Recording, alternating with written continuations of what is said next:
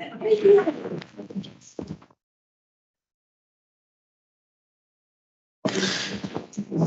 morning and welcome to Law and Licensing Committee. It is 8:48. We are 3 minutes behind. My apologies. We have with us here at the USBE offices myself, Member Hart, Member Wood, and Member Lear. And joining us online is Vice Chair Carey. So we have all 5 of our committee members here. We welcome those of the public and staff here to help out and answer any questions. Let's first begin this morning by having public comment. We ask that you keep, we have 1 person for public comment as far as I understand. So we can extend that to about 3 minutes and of course, keep it professional and clean and we'll go from there. And on our list for public comment, we'll invite Dr. Jennifer Thronson.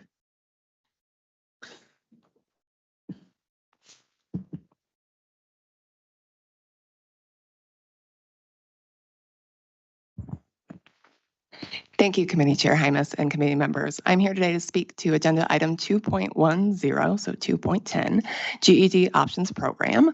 I first want to start by expressing my deep respect for Stephanie Patton, the lead on this item.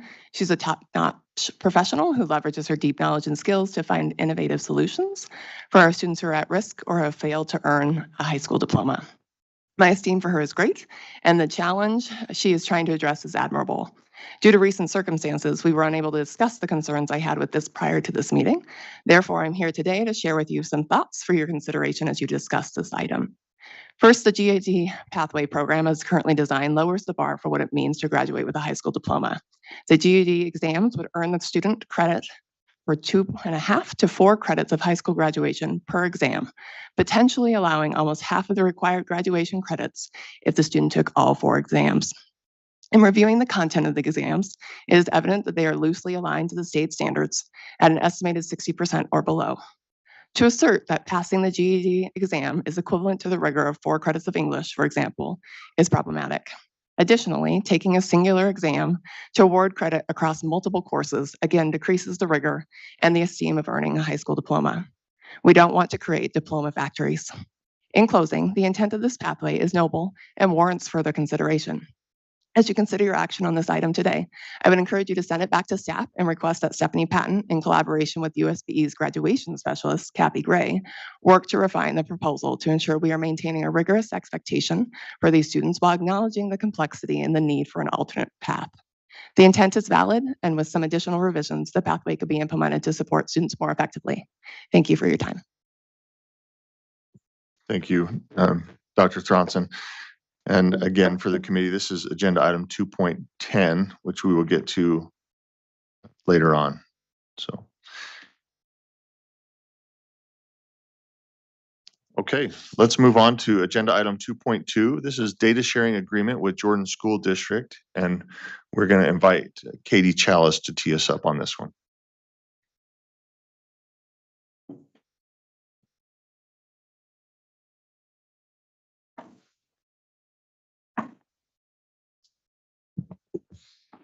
Good morning, committee. Katie Chalice, Director of Privacy.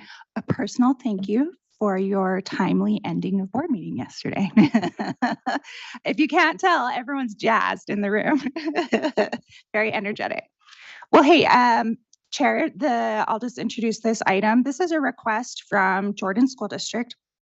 And I'll note that Jordan's business administrator, John Larson, is online available for questions if the committee has any questions.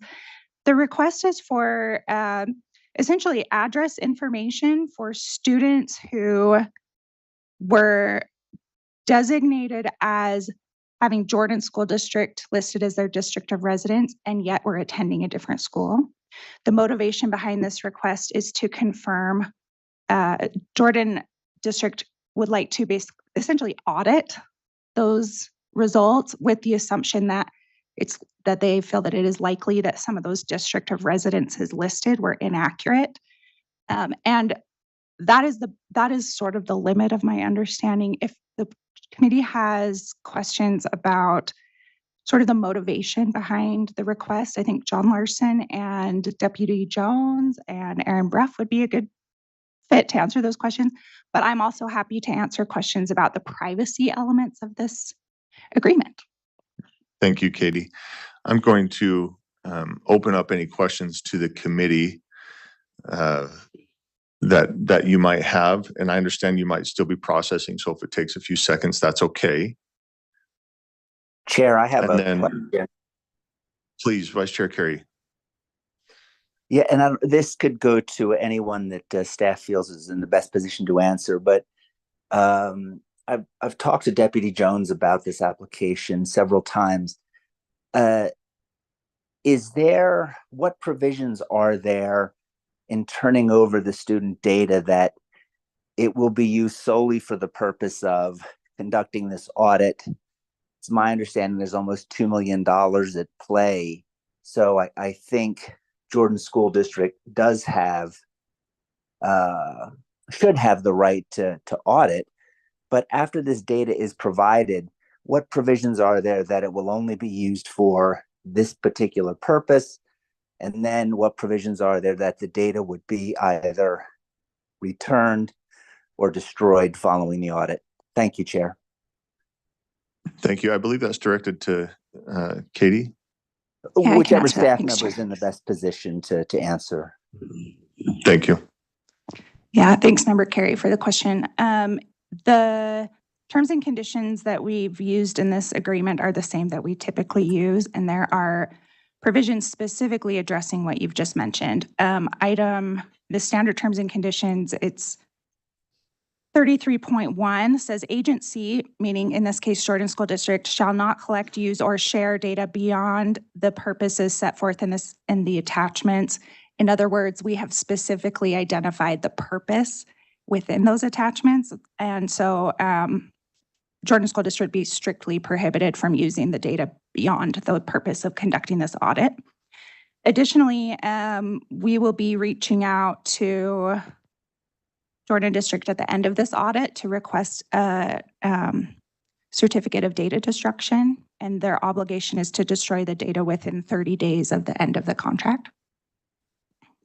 Chair, if I may, one follow-up question. Yes, please. When is the anticipated, I believe you said at the end of the audit, is there a date set for that? Is that something that naturally happens and they notify us? When would that 30-day window start to run? Chair, the contract is set to terminate on September 14th, 2025. So it would be 30 days after that date. However, Jordan District has the right to sort of terminate the agreement early. So I would encourage them, if this passes, I would encourage Jordan District to, conduct the audit in a timely fashion and then inform us when that's done so that we can move forward with data destruction. Thank you. Thank you, Chair. Thank you. Member Lear, and then Member Hart. When I first read this, I was kind of baffled is too strong a word, but I was uncertain about what the issue was. And then I got thinking about it, so I don't really have a question. I more have a comment in support of this, actually. I got thinking about it and I thought several things. First of all, we know that LEAs are besieged with audits right now, from our office, from OLAG, from the state auditor's office, a lot of audits. And for a district to ask the same seems fair and pretty minimal, I think. So I think that's one point that weighs for me in favor of allowing them to do this. We also have a very well written, very tightly written, like we do with all of our agreements. And most of them don't say, I mean, the ones I've read don't say, and we'll cut off your hands, or you'll never see a piece of data again, or, you shall do this, and we trust we're working with professionals. So I felt like the agreement kept a pretty tight rein on this also. Thirdly, we are in a unique position. The USB is in a unique position with Jordan School District, as opposed to some of the entities that we make these agreements with. We literally could if the USBE chose, could use consequences that are pretty significant, draconian even for a school district, and especially one as large as Jordan. So I feel like we have lots of ways to control Jordan's use of this data appropriately. And the final thing is, I feel like if we can't trust our school districts, who can we trust? They have honorable employees just like we do, who understand the laws and the rules, and they would act accordingly. So I am in favor of this. It is a little unusual, although as more and more money leaves a school district to follow students going elsewhere, I think it's very legitimate that they want to be sure. We want to double check or quadruple check how our money is following the students. And so I think that's a very fair request. And this is a very appropriate way to do it with all of the controls that the USBE has on the data. So I feel good about this request. I hope we don't get 41 of them, because that would probably break the system. But I think that it's a fair request, and it's especially in light of what's happening with the money leaving the district to other schools. Member Hart. I'd like to hear I'd like to hear from a Jordan School District representative about a little bit more detail than was provided. I'd just like to hear. Yeah, from John, them. are you with us? I am. Can you hear me? Yes. All right. Can Thank you, Chair. yeah. Is there so you heard Member Hart? She just would like more information from your I'd perspective? just like to hear from Jordan's perspective what their thoughts are on this. Certainly, and that's very understandable. Thank you, board members, committee members. Jordan School District's contribution to the local replacement fund was increased by $1.7 million for this year. As a result of that, I wanted to learn a little bit more as to why that occurred. And I talked to my own finance committee, my board members, about it, and they concurred, yes, please do look into that. So I've already looked at the calculations. I feel comfortable with the calculations, but the data element of the number of students attending charter schools from Jordan School District, I have no way of reviewing. And we do know that there was some questions about this in the past, with the district of record being noted as Jordan, although it may have been another district. For example, Jordan School District went through a district split, so some people were confused and thought they were in Jordan. The city of West Jordan is not entirely within Jordan School District, so some people think that because they live in West Jordan, they must be part of Jordan School District. We just wanted to verify the data and take a look at it. I would indicate that I have had some conversations with members of staff since, and we have talked about an opportunity of me coming up to USBE, and maybe the data is not in my possession, but I have the opportunity to review the data at USBE and see if there's any questions there. That way it's not ever in my possession, but I still have the opportunity to review it and look at some of the data elements and addresses to see if there's questions. And if there are, then at that point we could determine a follow-up as to how best to review those addresses that might be in question. But as this was already on the agenda, I think maybe an appropriate approach would be that this move forward. And in the meantime, we see if we can do this other approach. And if that other approach doesn't work, then we can use this as kind of a plan B, if you will. Thank you. as I read this, we've been dealing with addresses and location, like students and the sharing of addresses, and this has come up before in a couple of different ways. And I'm a little reticent, one, because with one district asking, I think it will start a slew of requests. And two, because there's other people have wanted to get a hold of addresses and for purposes, and that came about because districts didn't want to share, quite frankly, and didn't want to cooperate in the way that charters and other schools wanted. There's some other, this isn't as straightforward for me.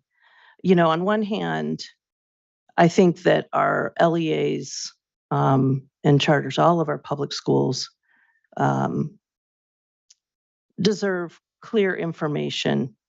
On the other hand, I think that it needs to be fair and equitable. And I'm worried that we don't have a process other than single asks. I just have some thoughts. It's just not as cut and dry to me as it is for some. I'm wondering, how does this intersect with the sharing of addresses for other purposes? And is there a way to do this in a way that solves everybody's issues and desires? And then I also wonder, does this play into the conversations we're having about student data backpacks and data interoperability or system interoperability and data availability? I just, there's a lot here, and I'm worried about the precedent, quite frankly. I hate to put you on the spot, Deputy Jones, but I'm going to try. I'm going to try to, though, narrow it down to a more specific question rather than, just dump your thoughts. But tell me, if every district asked the same question, what kinds of demands on our system would it be? Let's start there. Sure. Deputy Superintendent of Operations, Scott Jones. So let me start with where we're at capability-wise. There is the capability to obviously provide export data and transmit it, if you will, to Jordan or any requester for address information. Within the USIMS infrastructure, though, it does provide a more secure environment where we could not have to export, transmit, those types of things too, but we're not quite there yet. And then we get into the whole aspect of the one SIS and, one housing of all data. Address information, I think Katie would agree, when you start to transmit that, the risk could go up significantly. You have PII. I know for a fact John and Jordan School District would take great care of the data. It's not a question about that or anything with that. It is the question, though, of, well, what precedents are we setting? I'm sure that other business administrators would be just as interested in validating the address information as it relates to how much local replacement funding they're getting charged for. We have nothing to hide. We're not trying to hide anything, but that's my vantage point from, and Aaron and Director Bruff is sitting right behind me, is what are we opening ourselves up to is the potential of, well, you did this for one district, You're sending, the address information, those types of things for quality control, for auditing, if that's what we're going to call it. Why won't you do it for me? And not just for LRF or local replacement funding validation, of the location of the student, but address information for marketing or advertising or all those types of things too. It's not that we're not capable of doing that. It's just a matter of what are we willing to tolerate as far and how much risk are we willing to take in exporting data and transmitting it back and forth and for those uses. That's my vantage point on it too. We have the capabilities. We have nothing to hide. John mentioned, or Business Administrator Larson from Jordan mentioned that we had talked. We do have a solution where they could do an over-the-shoulder audit here at the office where the data remains secure. There's no risk of doing it. If there's a question of questionable data in the amount of hundreds of students or those types of things, then we would have to seriously look at who's going to manage that, right? Who's going to correct that and do it. We're all under the same standard. If Aaron will please nod his head north and south, we use what's called Utah GIS, right, Aaron? Is that right? Yes. Okay, right. So see, we use we use the same thing I should say the same tool to identify where students are living. And that can all be done here in the office. They can send as many people as they want. Other districts would have that same opportunity as well if they question that type of thing. But to export and share data, you're raising the risk and then also the potential for all those other additional requests that would come in along the same line. And it may not just be related to local replacement funding validation. It could also be for other purposes.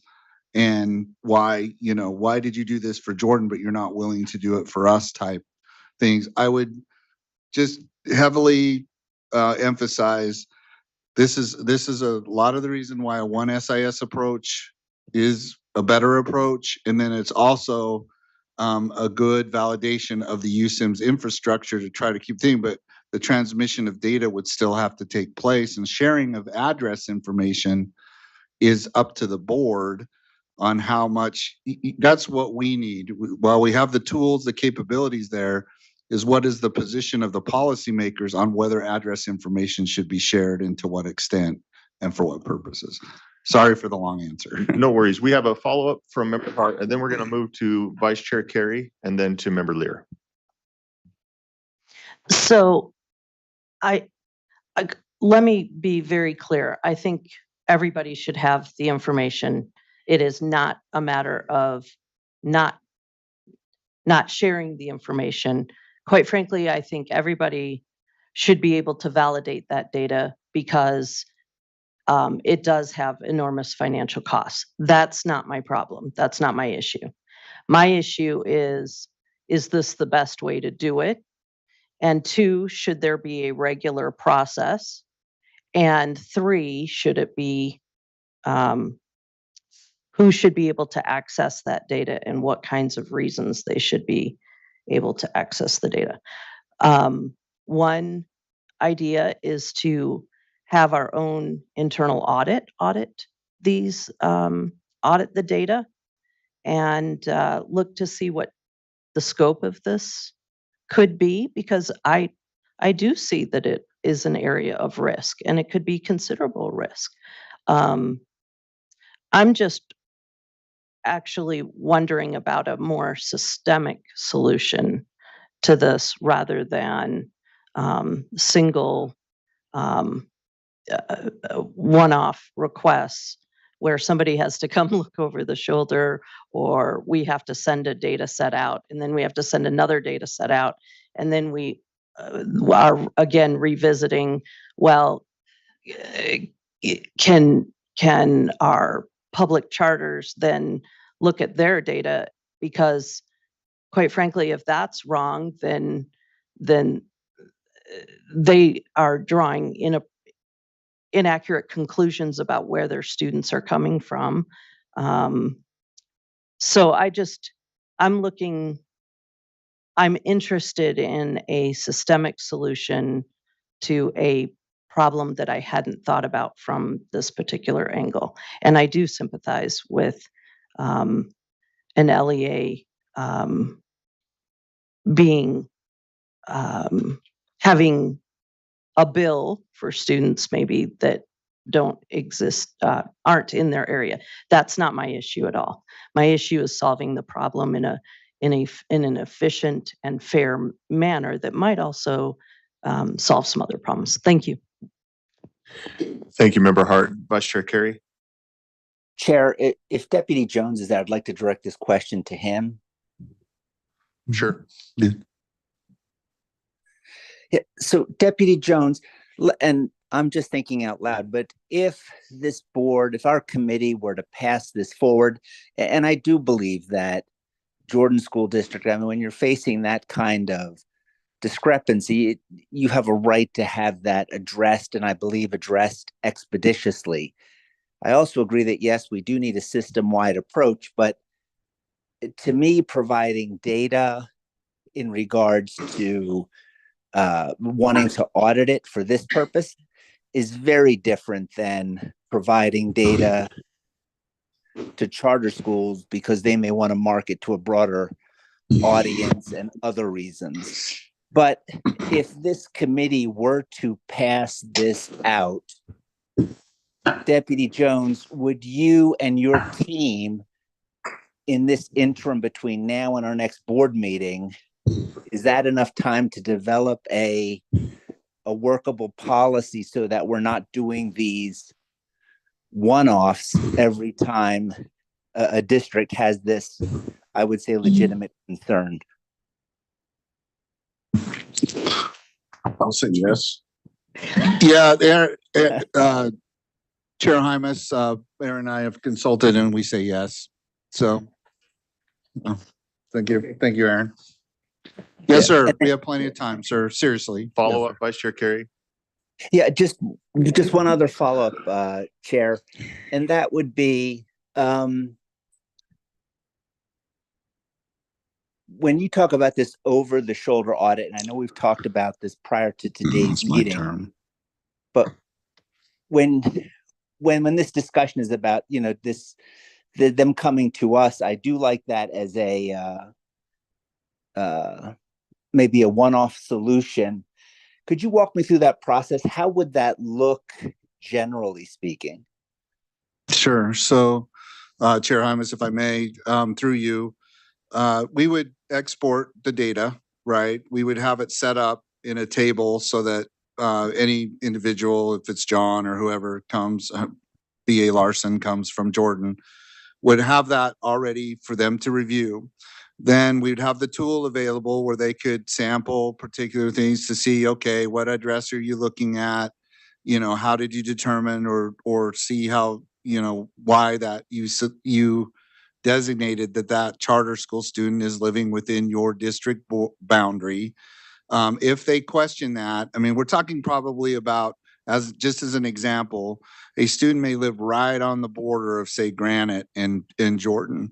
And, you know, and then depending on what questions they have on the amount of students, then we would take those and we would show them, you know, this is what Utah GIS is because that's why I felt it was important to note that we are using one tool for everyone and then work through all the eaches with them as necessary or as needed. So that's, I think, a high level, but Aaron, do you have anything to add to that? If I may call on Director Bruff, sir. Please. Yeah. You can just say yes. Yes. Okay. Again, just as I'm writing down notes, it's like, okay, you got a month to come up with a policy. So this is available for everyone. We can come up with, you know, solutions. We'd have to obviously sit down and do some brainstorming, but yes, there's ways to approach this, to put a policy and actually a tool in place that an LEA can log into a system and, you know, so they're not actually coming here just, you know, sharing. There are ways to do this, obviously. We just have to put our heads together and figure it out.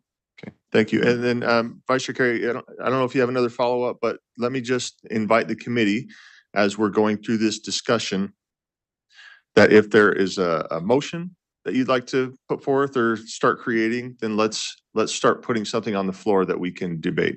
Vice Chair Carey, any follow-up before I move to Member Lear? I do. And this again would go to Deputy Jones. We know the amount is in the area of 1.7 million. How many students? Because the process, Deputy Jones, that you just walked through seemed very time intensive. I could be wrong, but that was my takeaway. How many students are we looking at in terms of this potential audit by JSD? They are consulting, but he's ready. Okay. So if I may, Chair Hymas, I mean, overall, we're looking at thousands of students that we'd have to validate, right? However, with the systems that we have, I think we could do that fairly quickly. I just wanted to make sure that Jordan School District knows and the public and you as committee members know for decision-making purposes that we would honor any questions they would ask or their questions on particular students, right? Actually, I think once we export the data and having the tools that we have, I think the review would actually go fairly quickly. It's just not knowing for sure how many students they would put into question that then we would have to follow up on and validate, with the tools that we have that might take the most time. I don't see it taking a lot of time to export the data, have the initial review. It's just, I'm not sure how many students Jordan School District, and rightfully so, might question as to whether or not they're located within their boundary or not. That's an unknown, sir, so I'm sorry I can't quite answer that. But I actually think the process would go fairly quickly. So, thank you. Thank you, Deputy. Thank you, Chair. I do have one question for the Jordan School District representative based on Deputy Jones's response. Let's ask B.A. Larson, and then we'll move to Member Lear. Thank you. B.A. Larson, my question would be, how many students are we looking at in terms of that you feel may have been, that you feel need to be audited? So the idea was to validate the calculation, because the calculation yielded an increase of $1.7 million. And in the calculation, it has the number of students. So I think Mr. Jones is exactly right, that once it's in an Excel table, within minutes, we could get through thousands and thousands of students and quickly see that if there is a student that lives in Ogden on the list, then that becomes a question. The question just is how many of those might arise. We don't know, but the table would have to have the full list of students that the calculated $1.7 million increase came from. And then within minutes, we could eliminate thousands of them. And do we know that number now? I don't have that specific number in front of me due to some personal circumstances. I am away from my desk at the moment. Chair, with your permission, I just make a request that information regarding the student number be provided to this committee before our full board. Is that, let me, Vice Chair Carey, if I can direct this to, okay, there, Scott and Aaron are saying we can do that. Okay, thank you, Chair. Thank you. Member Lear. And first of all, that in response to that, it would probably be an estimate. But it wouldn't be hard to work backwards from 1.7 million, dividing that by the WPU or the local replacement amount, not WPU. And I'm not at all good at math, but I know what calculation to use. Let me put it that way. And that wouldn't be hard. My comment is, the USB is bureaucracy. We know that, but we don't always have to act like a bureaucracy. And we've got tools, incredible tools these days to make us more responsive and not less responsive than we have been in the past. And so if everyone, or if the cry is, the USB and other government agencies should be more like businesses, this is a time that we can be responsive to those we serve. And I think we should. And I don't want to throw, I also desperately value student privacy and understand FERPA very, very well. In addition to just personal issues with people knowing addresses. So I'm not belittling or making light of that, but I just think this is an opportunity, whether we do it over the shoulder, as you say, or giving the information to a government official that I trust, to use it as sacredly as others we share our data with very tight agreements, and not delay this. The interest on 1.7, just the changed amount, is a lot of money for a school district. And Jordan's not as big as it once was. So I don't want to delay this waiting for a policy that fits every what if and what if. I hope we can come up with something, because as I was the one that opened the door and said there could be 41. There really can't. There are probably only maybe 10 districts, and that's maybe an underestimate, that have a lot of students going back and forth between charters and districts. So it's really not 41. It's maybe 10 or about that. Certainly Tintic has 0, and some similar districts like that are remote. But I just think this is time we can really assist a district in the same way we expect responsiveness from our LEAs. And I want to do that, and I don't want to delay them 6 months. If it takes a few weeks to figure this out, then that's great. But I feel like that's I guess why I was so direct in saying, yes, I'm fine with this. The other approach is great too. If the Jordan district never has the data in its possession, so we don't have to worry about marketing or other nefarious purposes or non-nefarious purposes, just extraneous purposes. So I just want to come up with something quickly so we can be responsive to a very reasonable request, where the official involved is asking and being flexible, saying, I'll do this anyway, but there's a lot at stake for us. That means money for children in classrooms. So I just feel real strongly that we should move this on and then let the experts figure out how to do it. And I don't have a motion because I don't know exactly. Well, I will make this motion if, now that Angie has pointed it out to me and made it very easy for me. I move that the committee approve. That's okay, Chair.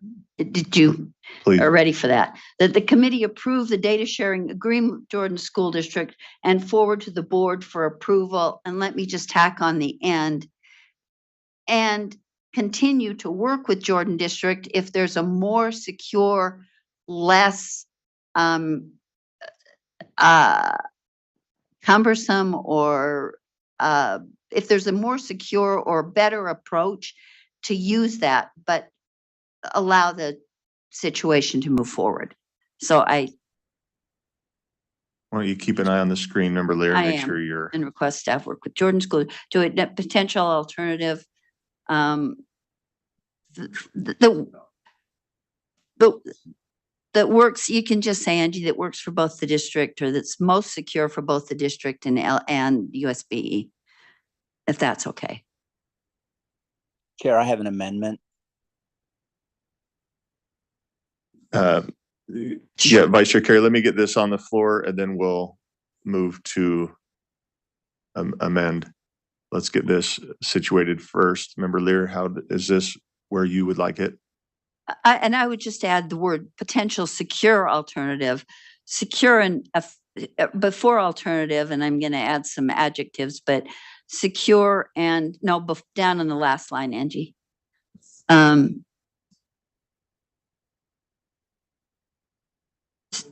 Right, on before alternative, secure, and I was going to say something like timely or effective or expeditious. Yes, perfect word. But now I have to spell it.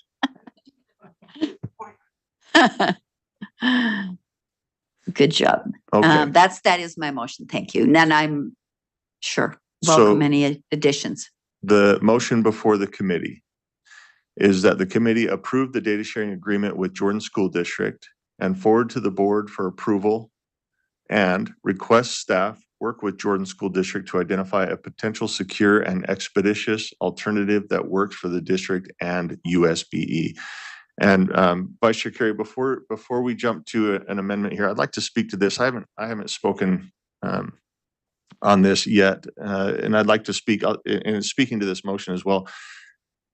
I would speak against this motion. I know that whenever I talk to people, not every time, but most of the time, when I talk to public, it's about their information. And we as a board have been so careful with information. And I agree that a lot of data sharing agreements come through this committee. And I vote to move a lot of them forward. And I'll tell you, my secret for voting to move it forward is if the parent has control of if they choose to share it or not. That's usually my bar or whatever, right? That's what I look at. And I say, okay, who has control of this? Who has control of sharing it, right? And then whoever we share it with has control of it, of course.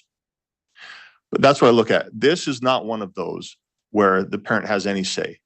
It's just, here's the information. Now, on the same time, the same page, I get what Jordan School District is wanting to do here. And I agree, that's a hefty bill. And why would we ask them to pay for something that they shouldn't have to? I believe that there's a better way here, and we've discussed it twice. In fact, I think it's in the motion right now. Request staff work with Jordan School District, which our staff is willing to do. For me, this shouldn't even be on the agenda, in my opinion. I think it's Jordan School District reaches out and says, hey, USBE, you've done some work. Can I verify your data? And if we need to go beyond that, then let's go beyond that. But that hasn't even happened yet. So to agree with this and open Pandora's box here, for me, I'm deeply concerned. I won't lose sleep. Don't worry too much, but it does cause me concern. So I would speak against this motion without making. I'm not making a motion myself because again, I think that this should just not go forward to the board, but that JSD, as many of our districts do on many different topics, reach out to USBE and say, can I look at the data that you've gathered? And if there's concerns, then we can address what this board can do instead of just saying, here's all the information. So with that, I know that Member Hart has some questions as well. Do you have a question or can we go to let's go to a question from Member Hart, and then we're going to go to Vice Chair Carey's amendment. I need to admit ignorance on a subject and ask Deputy Jones, the bill, so to speak, that they're referring to, what happens when the address is determined to be or could this happen? And if it could, what would be the ramifications? That somebody that's, say, chosen to go to Tooele Public Schools, but reside in Jordan District. Would that kind of error be found in this type of search? Or is that a different data set? And, okay, so do you understand my question? I think I do. So through the chair to your question, I think that was a good example that Business Administrator Larson gave. Is what they're looking for is that if a student that they're being charged for is actually residing in Ogden, right?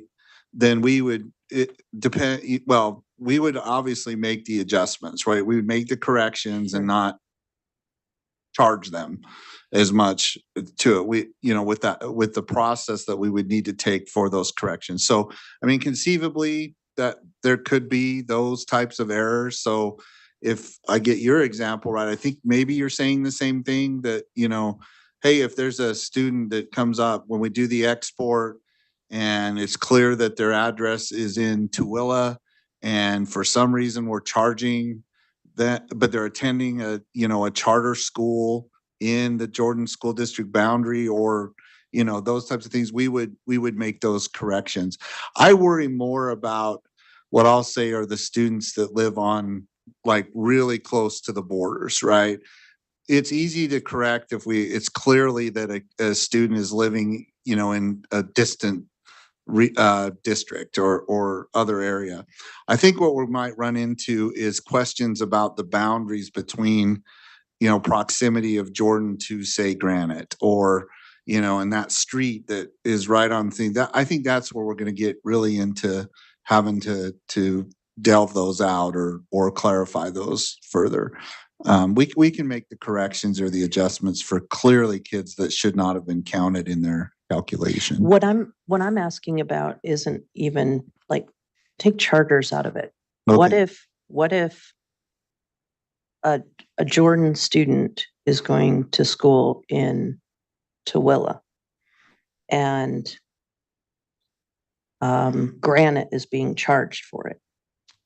Okay, so yeah, that would be a much bigger scope than what we're talking about here. Now we're talking about expanding the review of those. This is more centric to the local replacement formula, but yeah. Okay, that's right. And local replacement only has to do with the charter schools. It doesn't have to do with right people that just used open enrollment. Right. Okay. Yeah. I guess that's See, okay. what Jordan School District's concern is, and BA Larson can correct me if I'm wrong, is we increase the amount of local replacement funding they have to provide by $1.7 million. Right. And so we would focus on the students that are part of that formula that resulted in the 1.7. We wouldn't be looking at other student enrollment factors in other areas, just strictly to the LRF. So okay, and local replacement is only for, it doesn't include people that have crossed boundaries for open enrollment. Right, you have to be in the boundary. Yeah, no. So the answer is no. So when does somebody get, when does that switch of funding take place? Like, at You what wanna point? tackle that one? Yeah, so now Yeah, we're getting into the data part about, dual enrollment, or, I'm sorry, open enrollment with the thing, and how the LEA codes the student within their SIS. So Okay, Yeah. thank you. That answers my question, okay, actually. is that okay? Yeah. Okay. Sorry. Yeah. No, that- Okay. Yes. Vice Chair Carey, are you ready?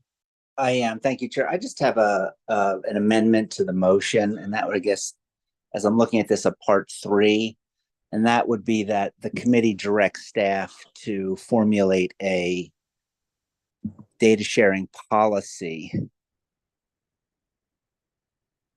that prioritizes student data privacy. And with that amendment, I would support this moving forward. I'm not sure how I would vote once it gets before the full board, but I do think that leaving, whether it's a charter or a district, but leaving that uncertainty in a school's budget, I would just, that concern outweighs the others that I have. So I think we move it forward. I think Deputy Jones and BA Larson have heard this discussion. They both said that they were in talks about, hey, maybe there's a workaround, maybe there's something we can get done.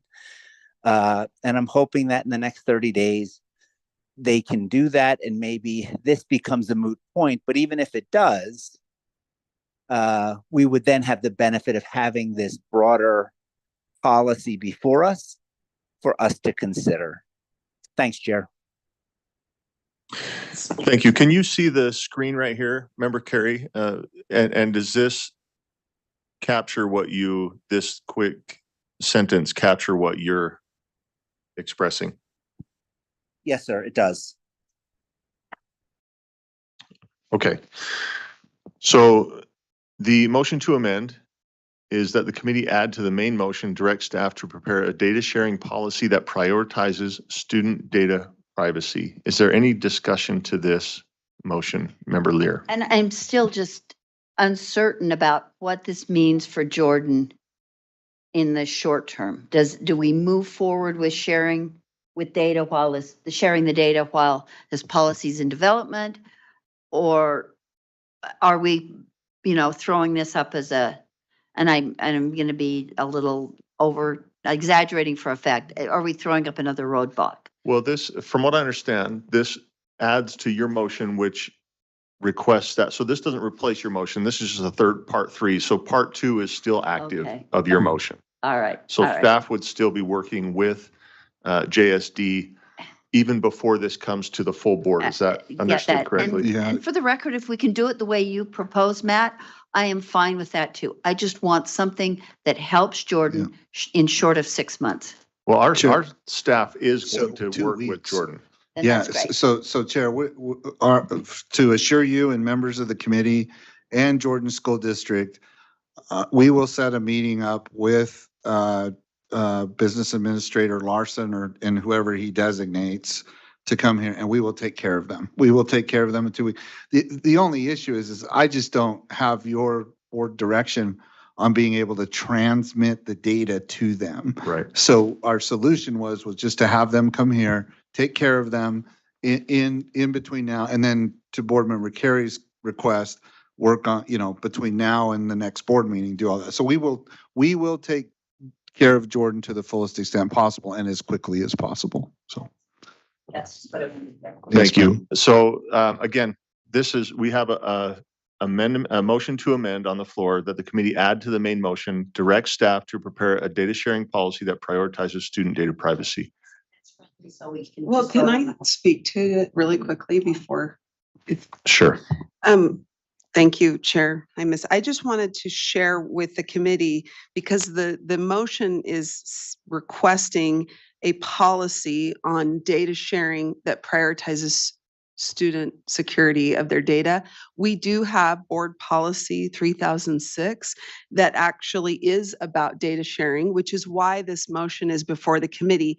If it weren't for this policy, staff could have just shared the data with Jordan School District. So I just wanted to make sure that the motion is about a policy about sharing student data, because that's not what I understood. The request was about allowing LEAs to come in and do an over the shoulder or some sort of review that's not necessary sharing the data. We already have a policy about sharing data with LEAs or any other, which of course is the next agenda item as well. We're going to be, and the priority is, I believe, defaulting to securing student data. So I just want to make sure, are we requesting that this policy come back to committee if this amendment passes with additional securities to be in place about data sharing? Or is it about an alternative to data sharing to allow LEAs to quote unquote verify or audit data? That's it. Member Carey, Yeah. yes, go ahead. Yeah, I think Deputy Stallings is 100% right. My intention with this was, in this particular regard, when an LEA or even a charter comes and applies for data,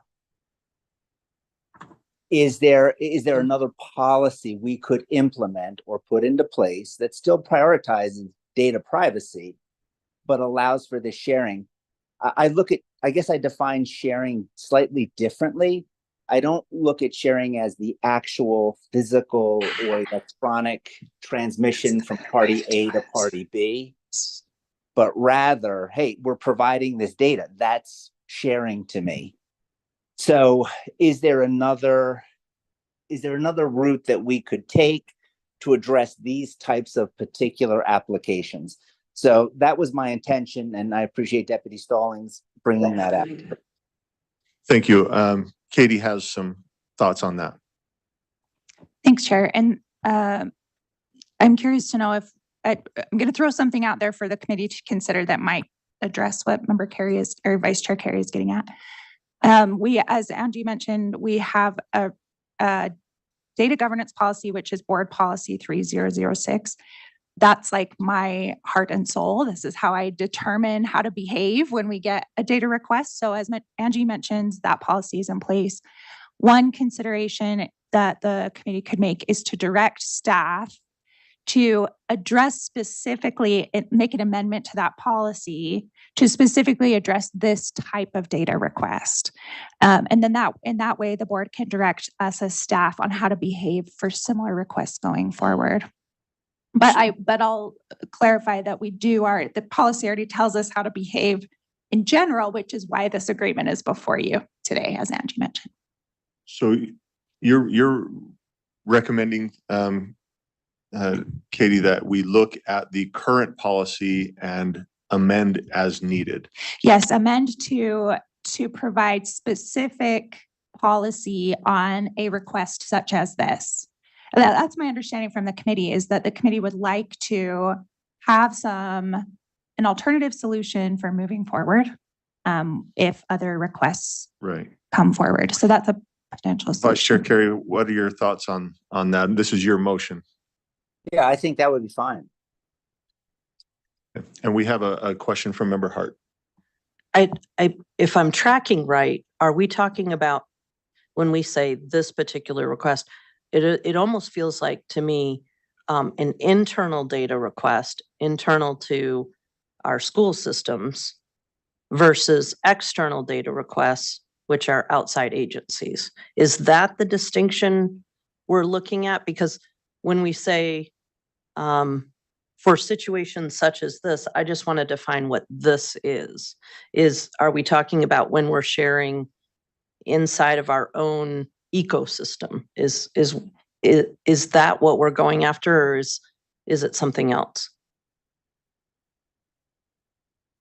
Vice Chair Carey, that's directed to you, I believe. Yeah, I think that makes a lot of sense what Board Member Hart said, which is maybe that's the delineation, right? Internal within that school stakeholder framework versus external. And that may be a good place for staff to begin, but I would let staff direct that and formulate it, and the board can consider it at the next meeting, or direct staff just to bring that policy back to this committee first. So this is to me, in the 2 years I've been on the board, this is an application of first impression.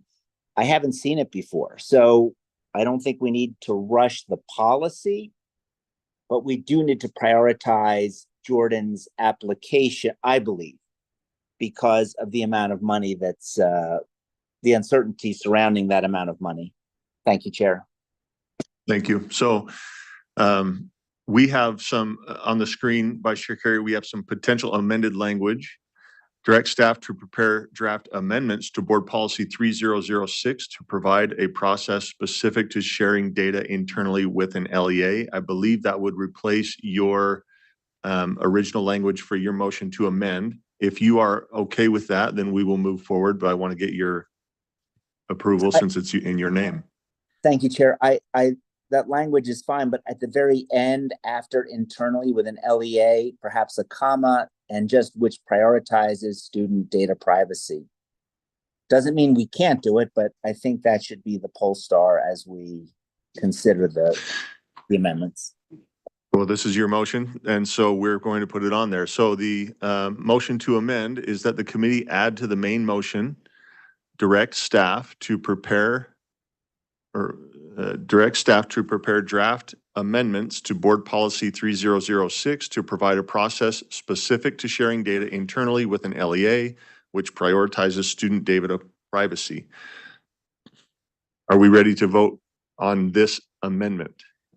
Just Member Lear. one short further comment. I think FERPA already makes that distinction to some extent. It allows sharing within the public education system for appropriate reasons. And externally, there's a different set of requirements. So I don't know how you would use that information, or that you probably had that thought also. But I don't know how you'd use that to make this change, but I think that's an important point that FERPA already considers the external versus internal. And I believe that as staff go through this policy change, I mean, we'll look at it, we'll have things that will apply. It might not be a huge change. It might just be a few tweaks here and there, but to get to what Vice Chair Carey is pointing at here, all I'm saying is I believe it will be considered when looking at the policy. Yeah. Let's, Katie, go ahead. I'm so sorry. Can I just make one little, I want to be clear that our current policy, this gets a little bit to something that member or Vice Chair Carey said a moment ago, which is that our current policy governs access regardless of the modality of that access. So according to our current policy, even if Jordan District just kind of came in-house and did sort of an internal review, we would still need to have a data sharing agreement in place. But we could change the language. There's a section in the agreement that talks about how the data is shared, so we could update that if the board would like us to. Thank you. All right, let me read this motion to amend one more time, and hopefully we'll get a vote. The motion to amend is that the committee add to the main motion, direct staff to prepare draft amendments to Board Policy 3006 to provide a process specific to sharing data internally with an LEA, which prioritizes student data privacy. We're going to do, well, member Hart stepped out for a second, so all in favor say aye. Aye. Aye. Any opposed? Okay. And member Hart is a yay, so that passes unanimously, which brings us to our overall motion. And that is that the committee approve the data sharing agreement with Jordan School District and forward to the board for approval. That's the first part. Second, request staff work with Jordan School District to identify a potential secure and expeditious alternative that works for the district and USBE. And 3, direct staff to prepare draft amendments to Board Policy 3006 to provide a process specific to sharing data internally with an LEA, which prioritizes student data privacy. Now I'm going to do a roll call vote because I know of at least one nay vote. So we will start with member Hart.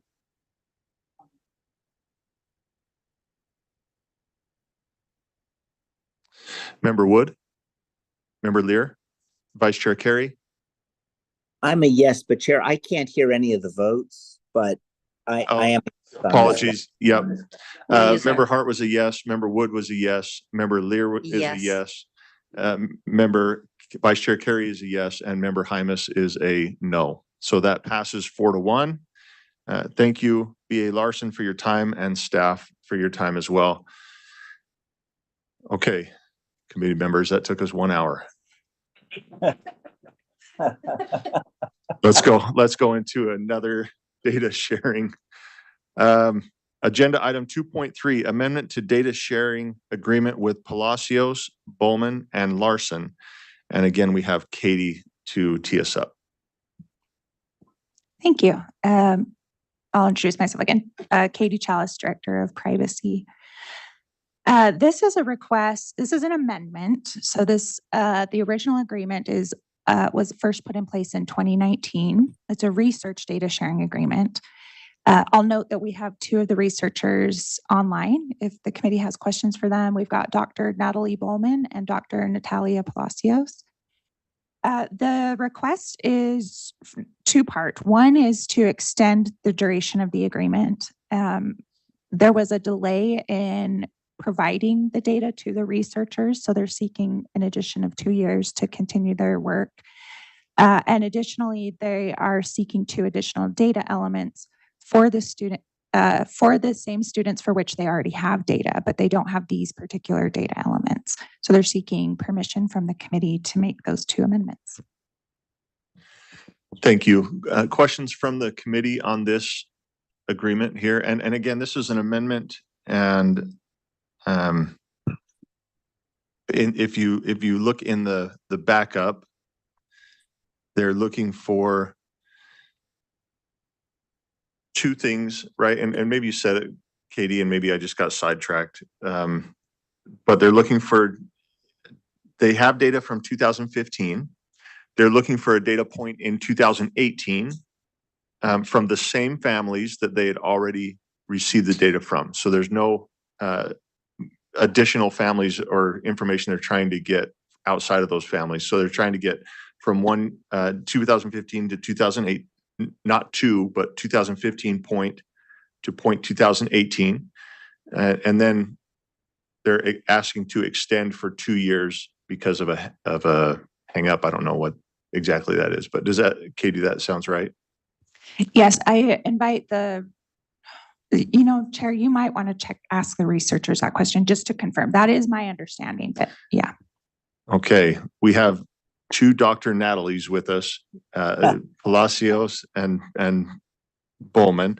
And so can you respond to that, either one of you? And I don't know which one can jump in first, but can you just give us some context here as to why this is before us?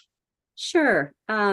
So the first is I'll just go in order of what's listed here on the screen, and that's the additional data. So we have 3 research questions that we're asking. The third of those research questions looks at a subset of kids who are just in DLI programs in the state. And we're looking at how their language development in those DLI programs predicts 5th grade academic achievement.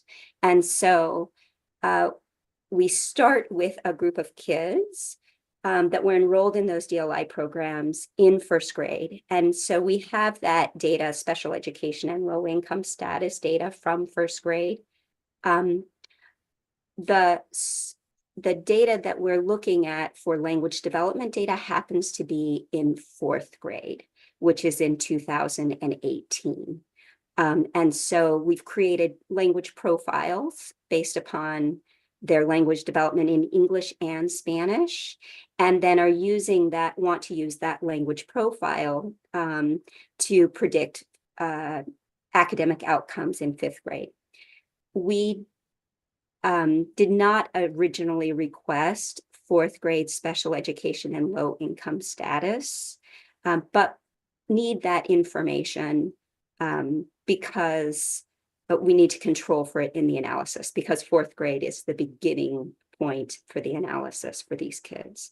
It's only a subset of the kids that we have that are in this analysis, the 151 students. Like Katie said, we already have the special education and low income status for them in 1st grade. This can change for kids and families over time, right? And so we want to be the most accurate in our representation of the data. So we're simply asking for that data in 4th grade at a different time point, just in case it's changed for those kids. The other request, the other request is an extension for 2 years. The reason for the delay in getting the data, if you look at the original data request, was August of 2019. We were requesting data that incorporated that 2018-2019 year. And so it takes USBE some time to consolidate all of that data from the end of the year assessments, right? So we knew, even though the data was approved in August of 2019, that we wouldn't get it likely until late that fall. We were also waiting on answer from Spencer. We'd applied for a grant at the time. And so we kind of held off in data delivery. And then in the spring of 20, we all know what happened, right? And so the data wasn't delivered to us until at 21, August of 21. So yeah. Okay, well, thank you for that clarification. I know we have a member, a question from Vice Chair Carey to Katie Chalice, and then we'll open up for more questions. Thank you, Chair. Director Chalice, I did not see the initial agreement in backup. Is that just something that I missed, or I do print out my packet early and maybe it was added subsequently, but I didn't see that. So I'm going to abstain from this. I have no problem with the request, but I haven't had a chance to review that. Is that in backup? Did I just miss it? Yeah, the original agreement is in backup along with the 3 previous amendments that have taken place. Okay, thank you. The original is titled Original Agreement and Renewal 1. Well, that's just embarrassing that I missed that, but I will look again for the original agreement document. But thank you, Chair. Thank you, Director. Thank you. I don't see any questions. I'd be happy to entertain a motion. Yeah, Member Hart.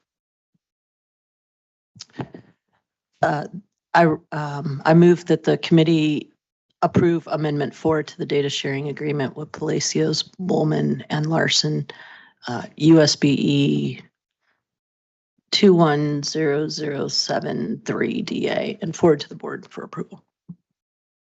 Thank you, Member Hart. The motion before the committee is that the committee approve Amendment 4 to the data sharing agreement with Palacios, Bowman, and Larson, and forward to the board for approval. All in favor say aye. Aye. Aye. Those abstaining? Aye. And any opposed?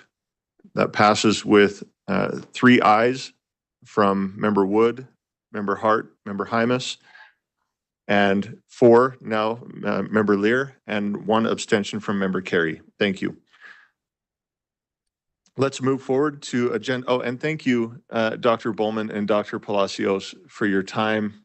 We appreciate what you guys have done for us. We thank you for your time considering this and for the support that the office has given us in completing this research. Thank you. Thank you.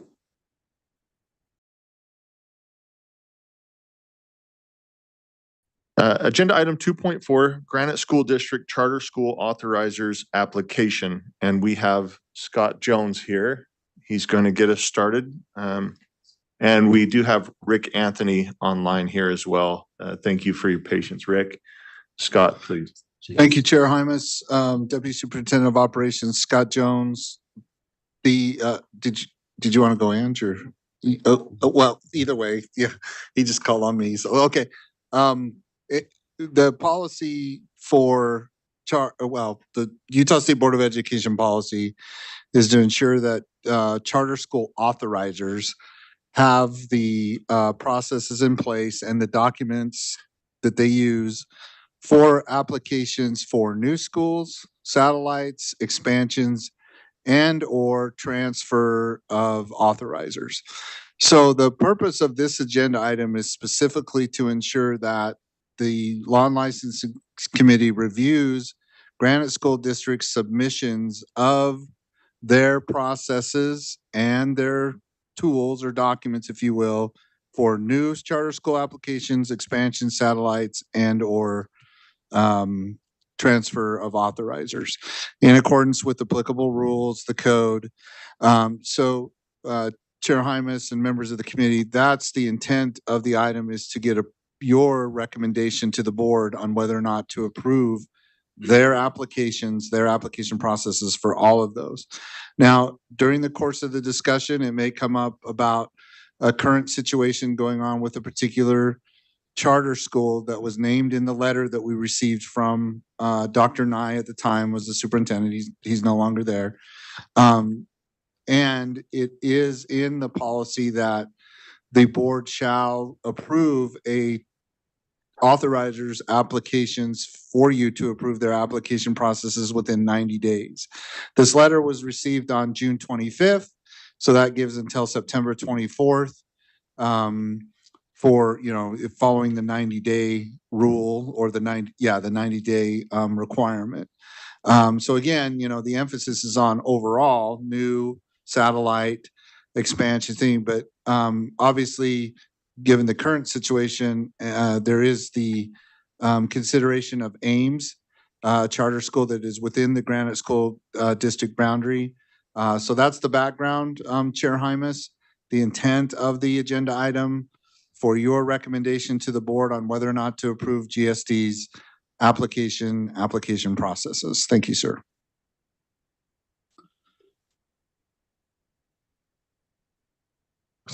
Some questions.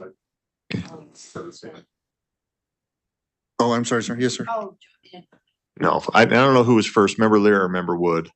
I just wanted to acknowledge a prior relationship. We'll go Member Lear, then question from Member Wood. Right. I don't necessarily have anything to say. I just wanted to acknowledge that for 9 years I represented Ames doing their legal work and think it's a fabulous charter school. And I don't feel like I've been retired for 1.5 years and have not had any conversations with the directors at Ames. And I did, in fact, get this started 1.5 years ago, and I'm referring to bureaucracies, and thought it was an excellent idea and encouraged them. And I just want to acknowledge that relationship, but I've not had any interaction since then. And I feel like it's not a conflict of interest now. And I would agree, not knowing what you know, but we're regardless of if Ames does whatever Ames does, we are discussing and approving the Granite School District, discussing the possibility of approving processes for Granite School District as they are an authorizer already. So, but thank you. And then Member Wood. Yeah, my question is regarding that. So they are currently authorizing Utah International Charter School.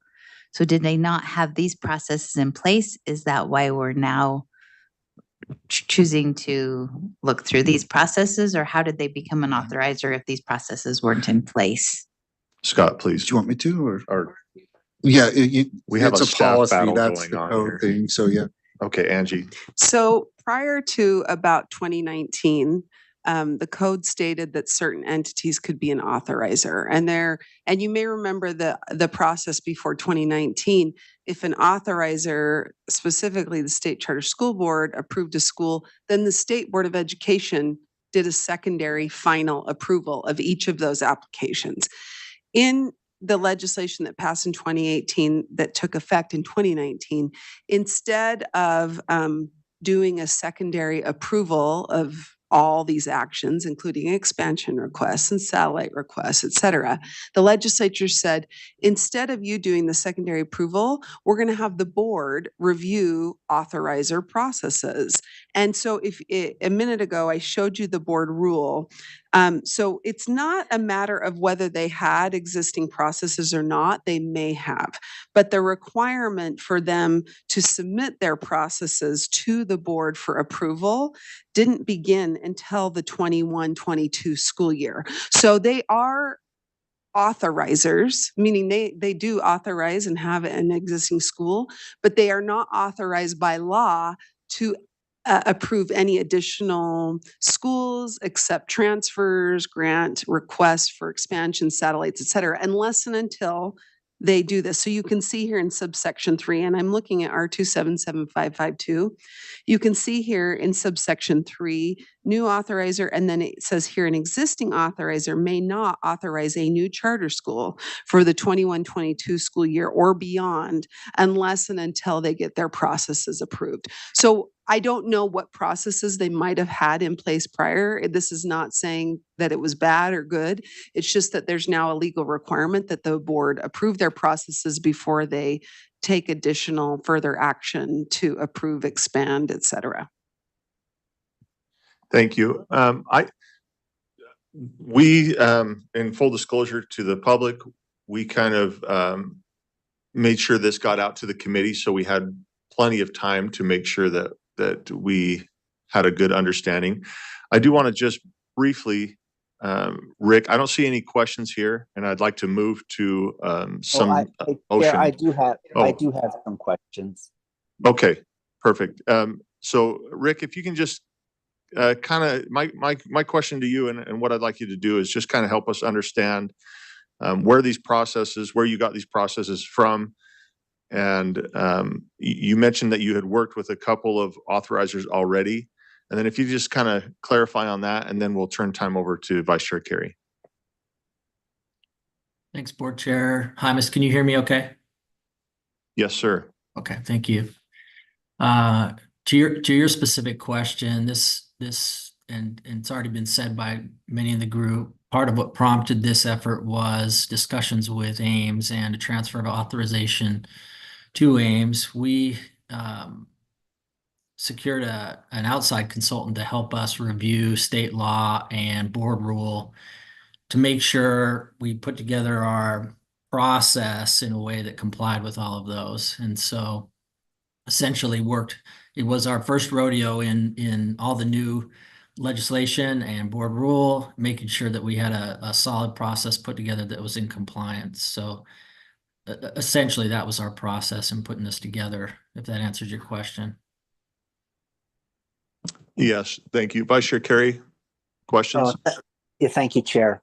Yeah, I just wanted to thank Granite School District again, Deputy Jones and his team. We met beforehand via video to discuss a lot of issues. I also want to thank Chair Hymas for the foresight in providing this information in advance, and was able to go through a lot of information during those preliminary meetings that we had. I do have just two questions. On page 23 of the charter authorizer process, new school application. And this kind of goes to what Chair Hymas, I think, was asking about. It does say Granite, are you there? Yes. The first sentence yeah, we're there. says, Yeah. Okay, Granite School District has an ambitious research-backed plan. When I looked through your submission, I didn't see that plan. Is the plan this application process that you're referring to, or is that something separate and distinct? It's this application process, Vice Chair Carey. And what research was drawn upon? Was there a separate document? Because Superintendent Nye also referred to this research-backed plan. So if it does contain the best practices, being the liaison to the state charter school board, I would be interested in reviewing that data, looking at it, because maybe that is something, as Superintendent Nye alluded to in his cover letter, that could be transformational across charters, not just at Granite, but across the state. Is that research available? Is there a separate document that refers to it? Vice Chair Carey, I do not have a separate document attached, but we could provide that. That research is named by Dr. Nye, obviously in the cover letter, and also the consultant that we worked with as well. I'm happy to provide that. Then through the chair, I would make that request, if appropriate, that it be provided to all the committee members. And then the only other question I have is, it appears that you're looking to, Ames would leave its current authorizer, the State Charter School Board, and move to Granite School District. And I think that's a great thing, in the sense that if that's what Ames wants to do, Ames should be empowered to do that. My question is, if Ames makes that decision, would the processes outlined in this current application regarding the transfer of charter schools, would that be controlling, or would the existing process that you've been doing be controlling? Let me. I know, Rick, you're going to say that, but it would have to be the new one. Legally. Right. Angie, do you want to speak to that? Sorry. Thank you. Sorry. I just wanted to clarify, they currently wouldn't have the authority to approve that unless and until these processes are approved. And they do need to get those done within at least 6 months or before they take that action, according to the board rule. Rick, that's 2 out of 3. Is that your understanding, that these new processes that you've outlined here, those would be the ones that would govern this transfer? That's correct. I would see this, and there's better experts in the room to even correct me on this, but I would see those processes outlined in the agreement. That's perfect. Thank you. Thank you, Chair. No other questions. Thank you. Member Hart. So the charter school currently is utilizing space in your properties, correct? That's correct. Okay, so I read fairly carefully, but I kind of wanted to hear from you directly. A charter school is a charter school by definition because it has some autonomy. How have you, or how will you protect that autonomy given that you actually own the property and somewhat have, I don't know really how to explain it, but you really kind of have an upper hand already. Like, how are you going to maintain the integrity of the charter system, of the charter school, given that you would be not only their authorizer, but their landlord as well? Yeah, that's a great question and has been a part of the discussion, probably much more of the discussion than even our processes here. We would see that, just bottom line, we would see that in the agreement. So for Ames's board, autonomy has been a large part or a big priority for that board, and Granite hasn't had any interest in diminishing or negotiating that at all. The agreement would outline what each of those were, and your point's a good one. Just for context for the group, Ames is housed in Cottonwood High School, and much of this discussion, quite honestly, and shared this previously, has come from just a smart business move for both entities, and that relationship that we've had in the same building for going on 20 years now. Yeah. Thank you. And I certainly want to say for the record, I'm not disparaging or insinuating that there is any sort of unfairness. That is a concern that I have when LEAs authorize charter schools, and it's just something I think needs to be considered. I have a related question that is short, just a quick answer. Do you have or have you considered allowing your LEA schools that are not charter to go charter? Has that been any part of the conversations? Honestly, it has not been much conversation, but I'll lean a little bit back on just the sharing the processes and all the processes in general. I think Granite has watched the landscape of charters for the last 20 plus years. We've had some good experiences with Ames and with International Charter, and is open to those kinds of discussions and ideas philosophically, but we don't have any pending discussions going. Okay, thanks. And I know that's not a binding answer, and I was just curious. Thank you. Thank you, committee members. Do we have a motion that somebody'd like to put forth? Member Hart? I'll put forward a motion if you'll. I have just a comment, short comment. please. Is that okay? Sure. I Member Lear? I wanted to stay out of this mostly because we've spent a lot of time on other issues and made a lot of comments, but I just wanted to say, I personally think this is the very best, having watched charters also like Dr. Anthony for decades now. I think it is absolutely the best charter approach, is to have districts, LEAs, who are districts, sponsor charters or charters. And I think it is an excellent, strong model. And I am so glad that Granite decided to do this, and hope that it really goes well. So I just wanted to say that. Thank you, Member Lear. Member Hart? Yeah, and I'd just like to add, I'd love to see some traditional LEA schools get into the innovation space and perhaps consider charterizing themselves and giving their parents an even greater voice in the school governance. But having said that, I move that the committee approve Granite School District's authorizer processes and forward the processes to the board for approval.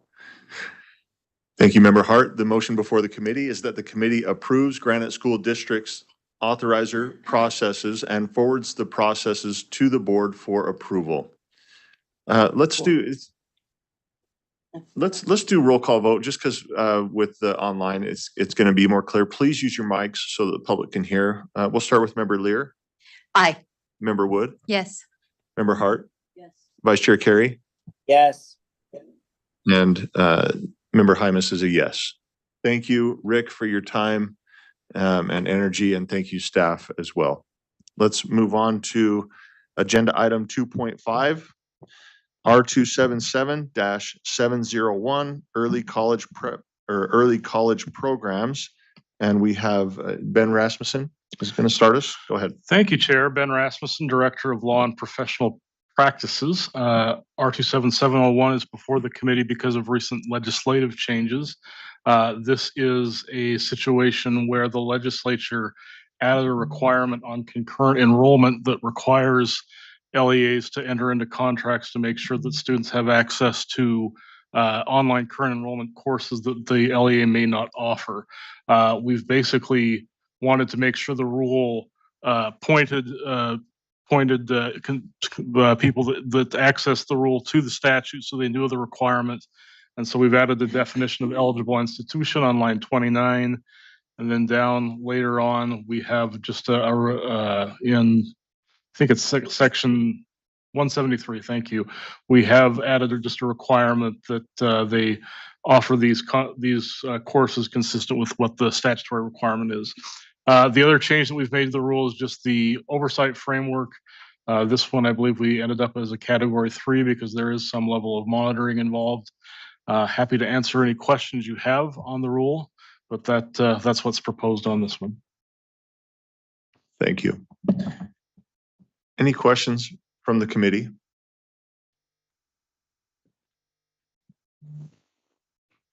Matt, yeah, I did. Yes, Member Lear.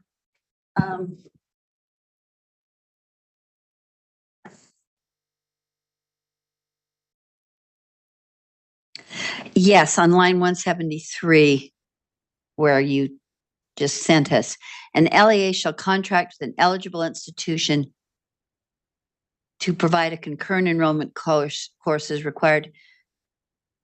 Is that intentionally a shall, or should it be a may?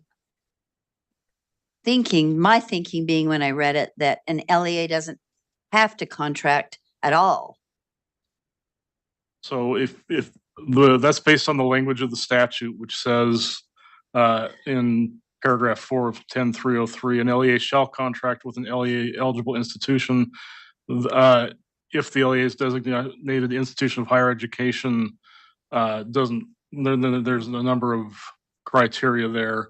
So we're basically just telling LEAs they have to comply with the statute, and that's a shall. And right, but I guess my point being, if an LEA chooses to do so, it can only do so consistent with the statute, but it does not have to contract with it. Is that correct? And is my thinking correct?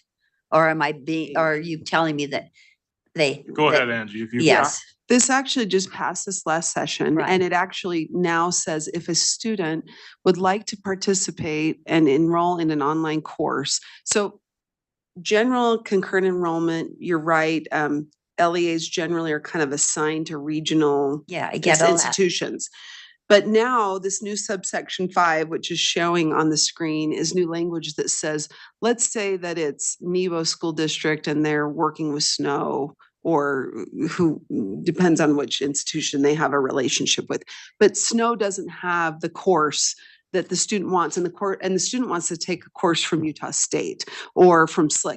This now says the LEA shall, if you look in the language in the code, it does say shall contract with any eligible institution that offers the online concurrent enrollment course for a student who wants to enroll in an existing concurrent enrollment course that is not offered by the LEA's designated institution. Yeah, and I get all that. And I'm sorry, I don't want to cut you off, but it's just I get all that. My point still being, and maybe I'm not saying it clearly enough, is that an LEA doesn't have to do this at all.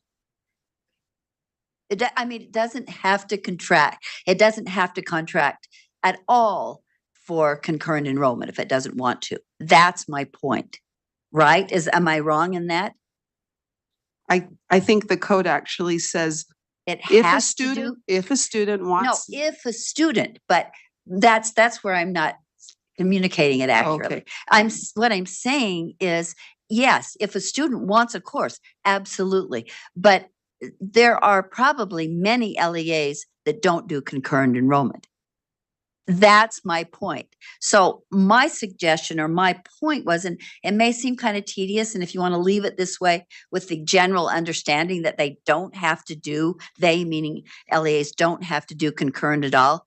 But my point was an LEA that contracts with an eligible institution to provide a concurrent enrollment course may only do so as required in blah, blah, blah, blah, blah.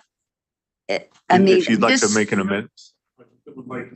Just so that their understanding is that they don't, otherwise it reads like LEAs have to contract for concurrent enrollment, which is not true. As required. And I would say if you go to 53E10303, they are required, to your point, if the student requests it. So this is not adding any, in my opinion, the language in the rule isn't adding a new requirement. It's saying if required under 53 E10303, the LEA shall contract. So and I guess it's just a difference in language. I would, and I'm okay with that. If that's the way you're reading it, I can live with that. I just feel like as I started reading this, my thought was, wait, you can't make me do concurrent enrollment. And that's what I felt like it was saying. But if you're reading it differently, then I can live with that. So I don't really need this information. No offense. Carol, would it help with clarity? I mean, we have the verbiage up here. Would it help to change the as to if? I think so. I just think it needs to signal that the LEA does not have to choose concurrent enrollment. That's my point. And that's, I don't need more. I completely get the geographical thing that was going on for decades and why this is different. So I'm fine about that. I just wanted to make the other point that I think an if is probably better, or I would start the sentence differently, but I'm fine about that as long as we have a common understanding.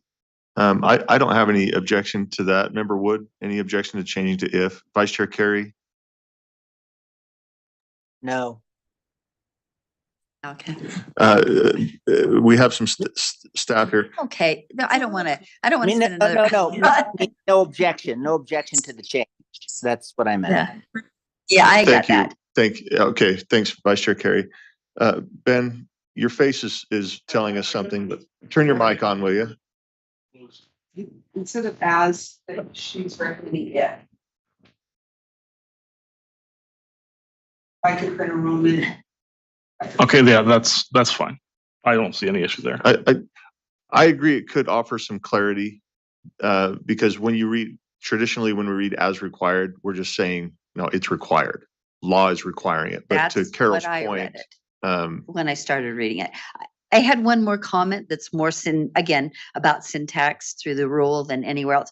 Sometimes you say concurrent enrollment, sometimes you say CE. I would just ask that you be consistent through, and that's just a non-substantive change that you can make as you prepare this for next month.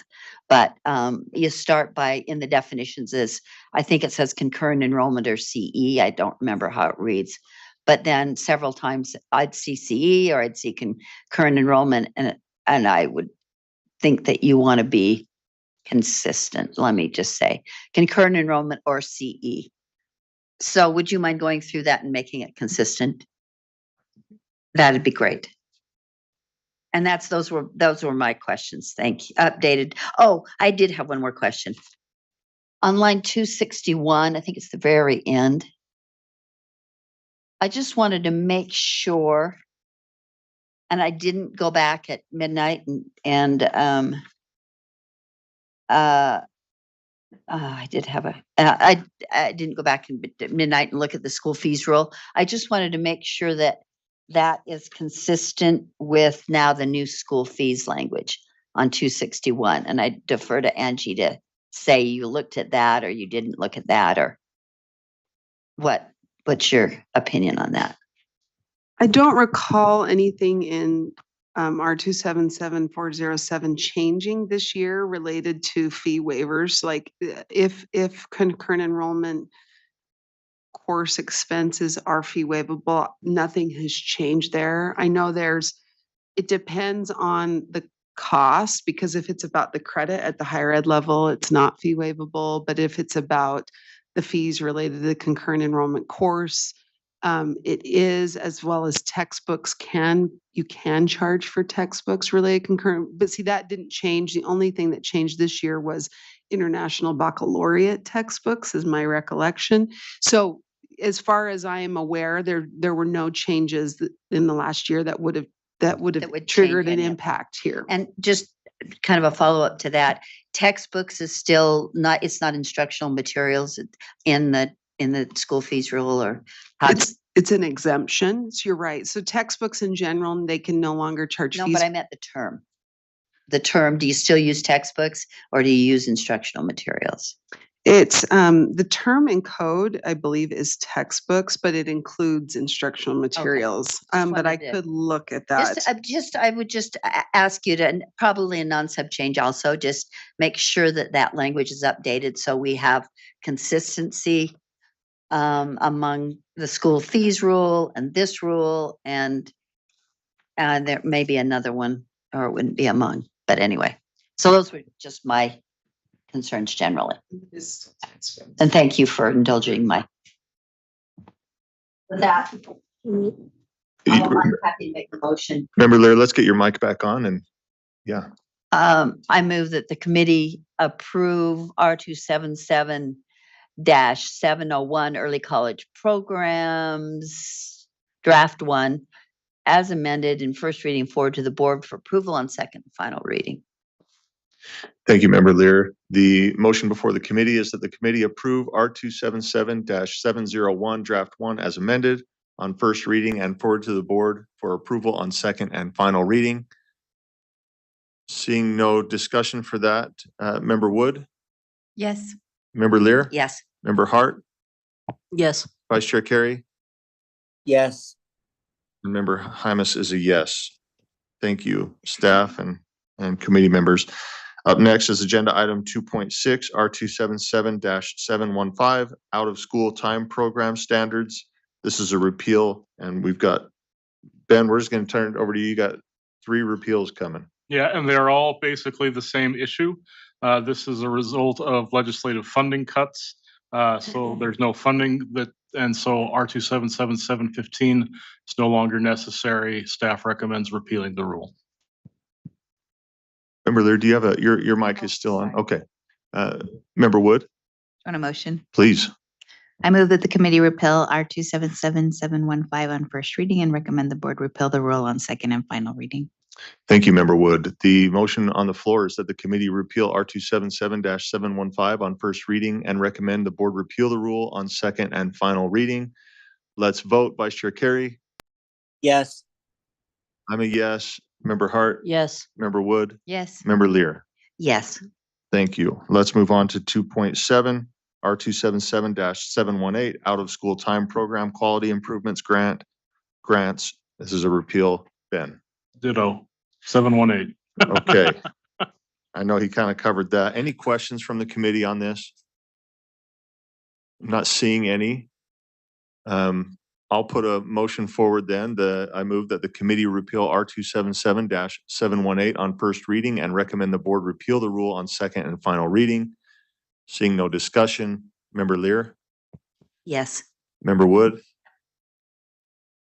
Member Wood is a yes. Yes.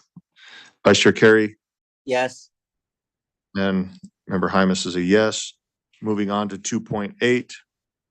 R277-928, R277-928 High Need Schools Grant. Again, a repeal. Ben? Different program, same issue, just recommending a repeal. Okay. Any questions from the committee? Member Wood, On motion, I move that the committee repeal R 277-928 on first reading and recommend the board repeal the rule on second and final reading. thank you, Member Wood. The motion before the committee is that the committee repeal R 277-928 on first reading and recommend the board repeal the rule on second and final reading. Member Hart, Yes. Vice Chair Carey, Yes. Member Wood, Yes. Member Lear, Yes. Member Hymus is a yes. Agenda item 2.9, R 277-468, Parents Review of Public Education Curriculum and Review of Complaint Processes. Ben, we have you on this one as well. Yeah, thank you, Chair. So this one is up for its 5-year review. So the committee, the board needs to take action on this rule to continue it. The only change that staff is recommending substantively is adding the oversight category consistent with the board's rules.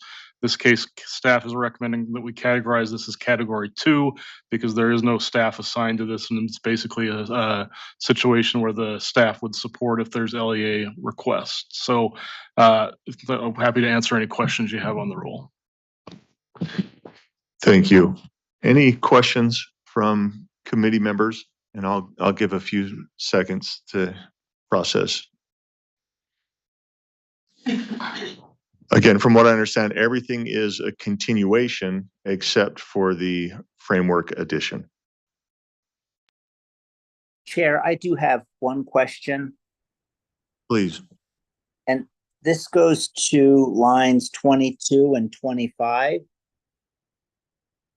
And it's the use of the word reflective. I guess it's the phrase reflective of the school's community. Director Rasmussen, I know there were several changes in law and we've amended our rules. Is it your understanding that the use of this phrase reflective of the students of the school's community is compliant with current law and current board rule? As far as I know, yes. Okay, and then I'm going to follow up with you. I'm going to vote in favor of this today, but I just want to do a deeper dive with you into that particular phrase and make sure that given the changes that have been made, that we're compliant. But thank you, Chair.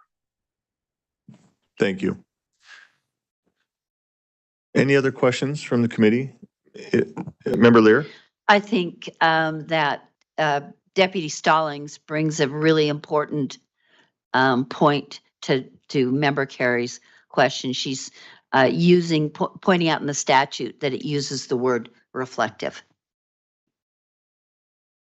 Thank you. And I think Ben's ready for any questions or work that Vice Chair Carey has to continue on with that. That's perfect. So seeing no other questions, I'll go ahead and put a motion forward, and I move that the committee continue and approve R277-468 Draft 1 on first reading and forward to the board for continuation and approval on second and final reading. Seeing no discussion, Member Wood? Yes. Member Lear? Yes. Member Hart? Yes. Vice Chair Carey? Yes. And I am a yes as well. Thank you. Moving on to agenda item 2.10, GED Options Program. We have Stephanie Patton, who's going to tee us up for this one.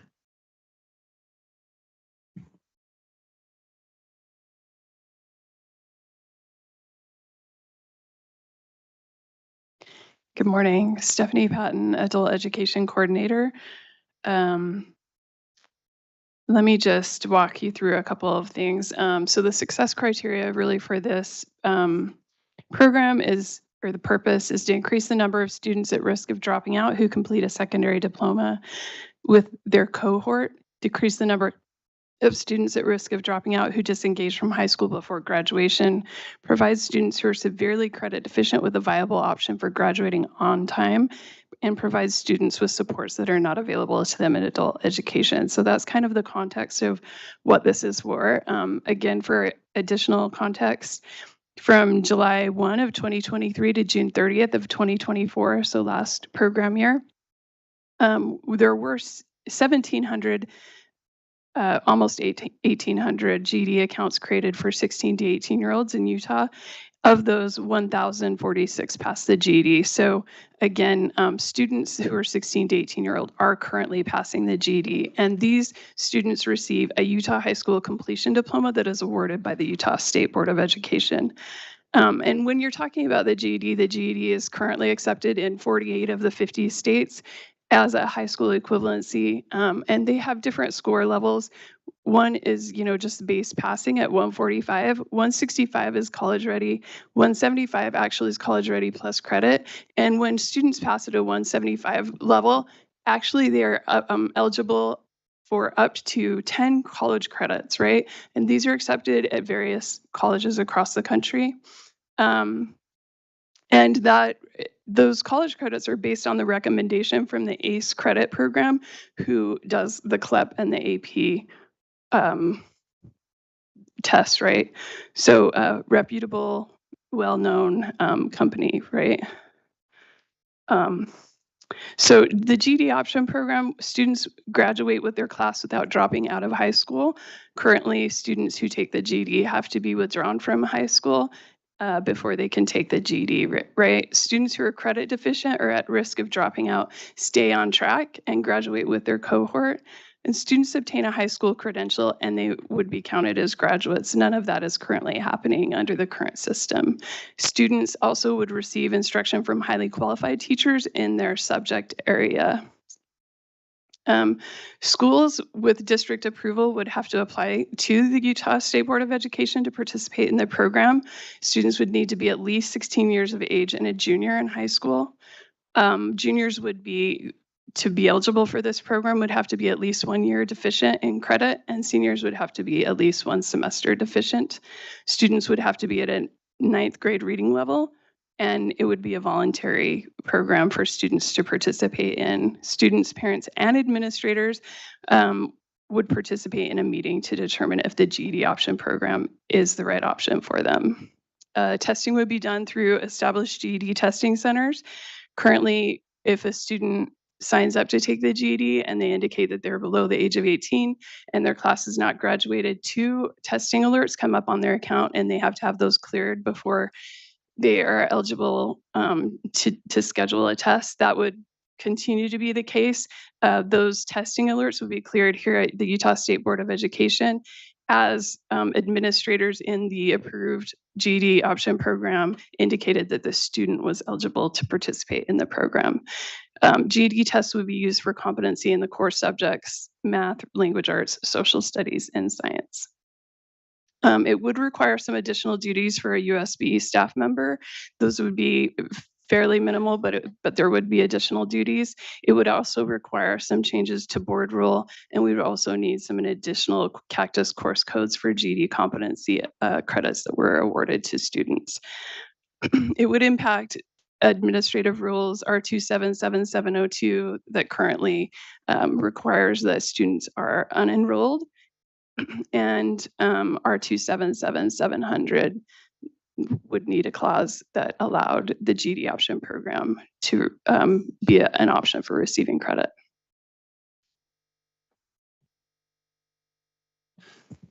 Thank you. Member Wood, we'll start with you. Go ahead. Thank you. Do you have any feedback from our LEAs regarding this potential option? Yeah, so during the exploratory phase, right, we actually engaged with alternative school principals, and we engaged with adult education program directors as well, who are seeing increases in 16 to 18-year-olds coming to their programs, and all were very much in favor. There were, of course, a few concerns that we resolved and adapted the proposal to accommodate.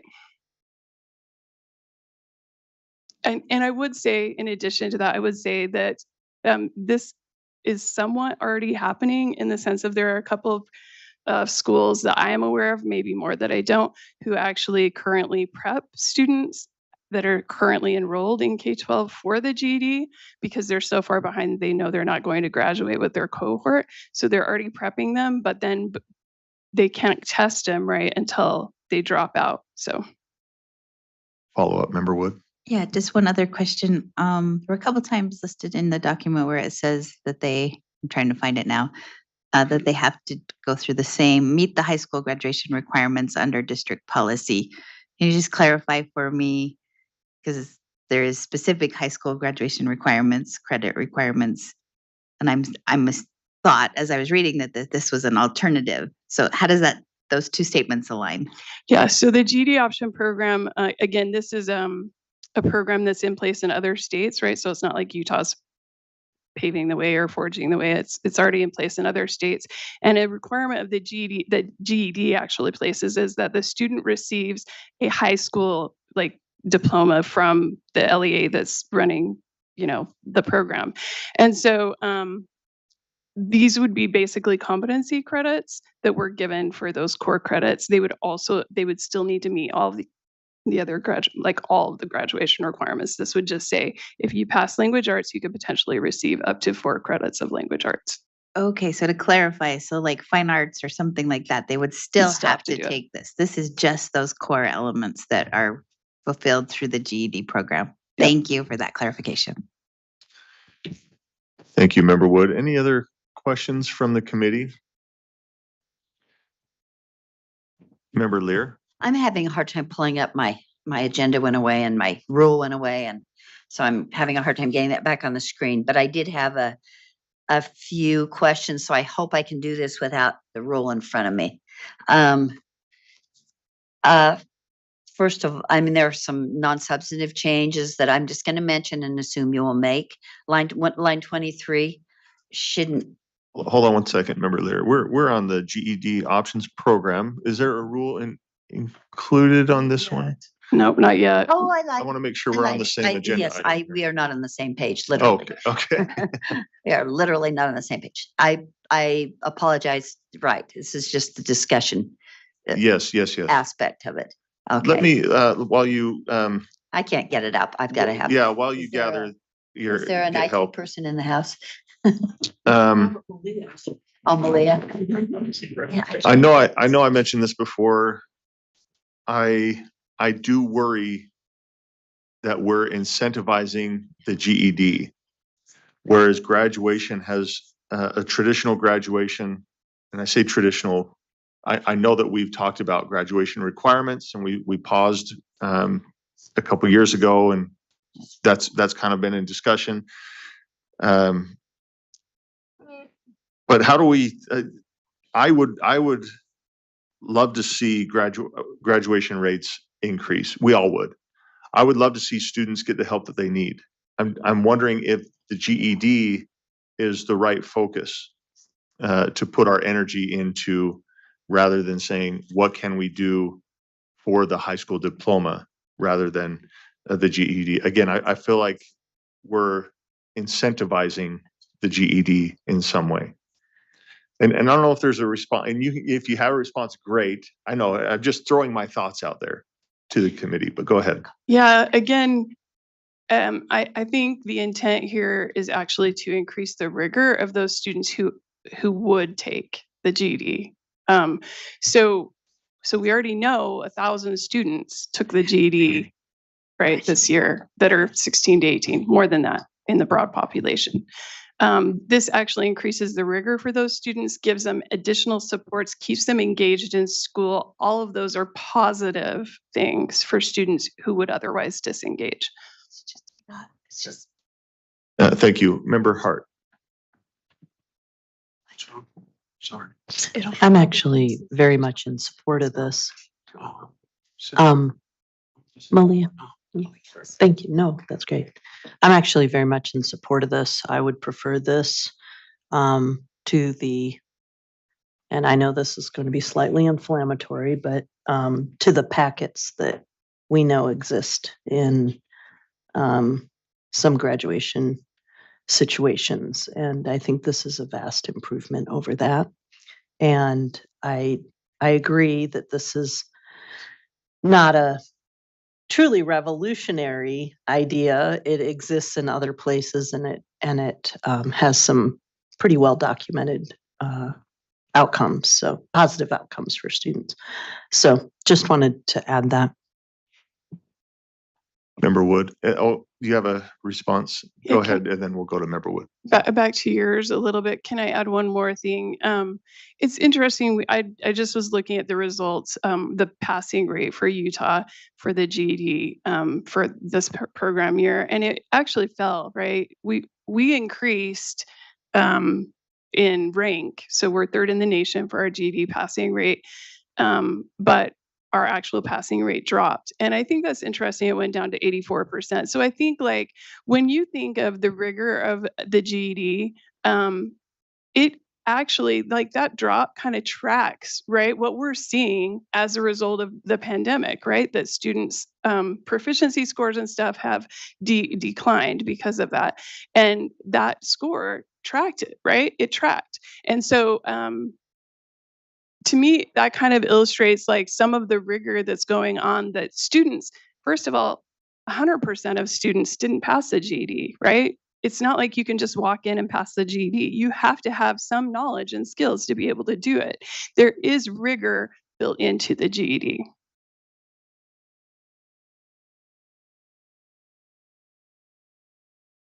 Okay. Thank you. Member Wood, and then Member Lear, looks like you have a question as well. So in your presentation, you mentioned specific rates of the numbers of passing, like a grade, so to speak. I don't remember what you called it. I'm sorry. Would that be a requirement that they have to achieve a certain level of competency of the GED in order to get this degree or the high school diploma? Or you're saying just pass rates? Is it a pass fail? So can you explain that further? It's scale scored. So if you get 145, you pass it, right? If you get higher, could we adapt that to? Yes, we could adapt that score. That's anywhere up, above 145. We wouldn't want to go below, but we could say in order to get all 4 credits, you needed to have a 155 or whatever, right? We could adjust that. Okay. And then secondly, in terms of it says a school may apply. So we have LEAs with 87, 92 schools. A specific school would apply for the program to work with specific students in order to do that. Okay. Thank you, Member Wood. We've invited Kathy. She has some thoughts on this matter as well that she'd like to share with us, give us more insight. Thank you, Chair. Kathy Gray, Graduation and Concurrent Enrollment Specialist for the USBE. I want to tell Stephanie that I think this is a great idea for to keep these students enrolled. I just kind of want to speak to kind of an overall processes that we already have. So for a concurrent enrollment class to count for both college and high school credit, it has to go through a process where the higher ed institution submits that to the USBE, and our content specialists get an opportunity to do a standards alignment. And for a course to count as foundational credit, there has to be a 90% standards alignment. If it's an 80%, it can count as an elective. Anything less than that, it could not count for graduation credit at all. And so one question I have is, a standards alignment, has that been done?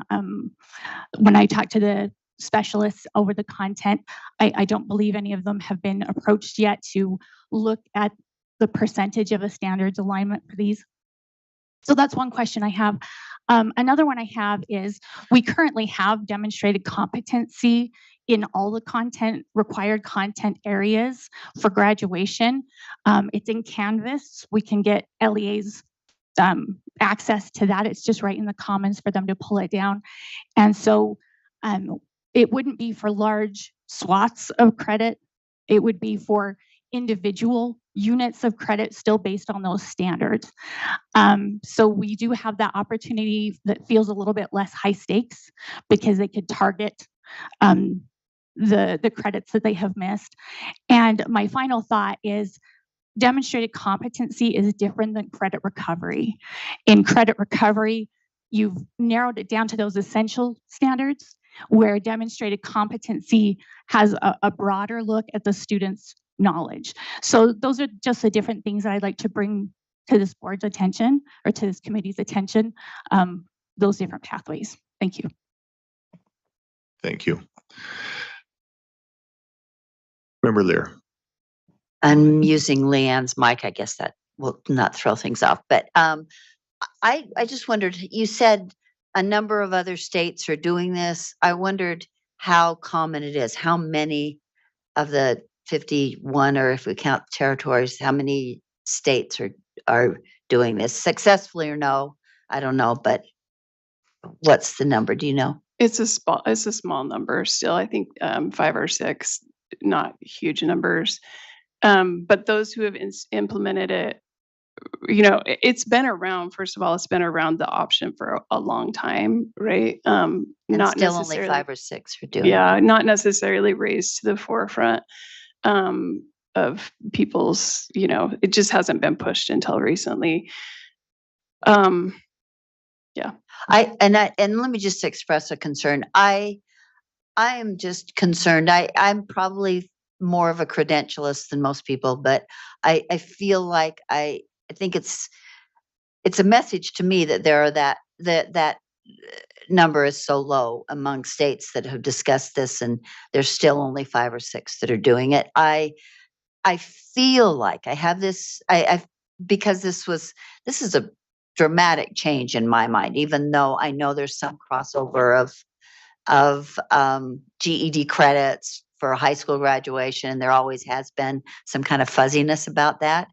And yet still this feels like a pretty dramatic change to me. And I feel like I need to know a little bit more, need to have a little more background. I'm concerned. I don't want to dilute the value of a diploma. And I think that concern is a real one.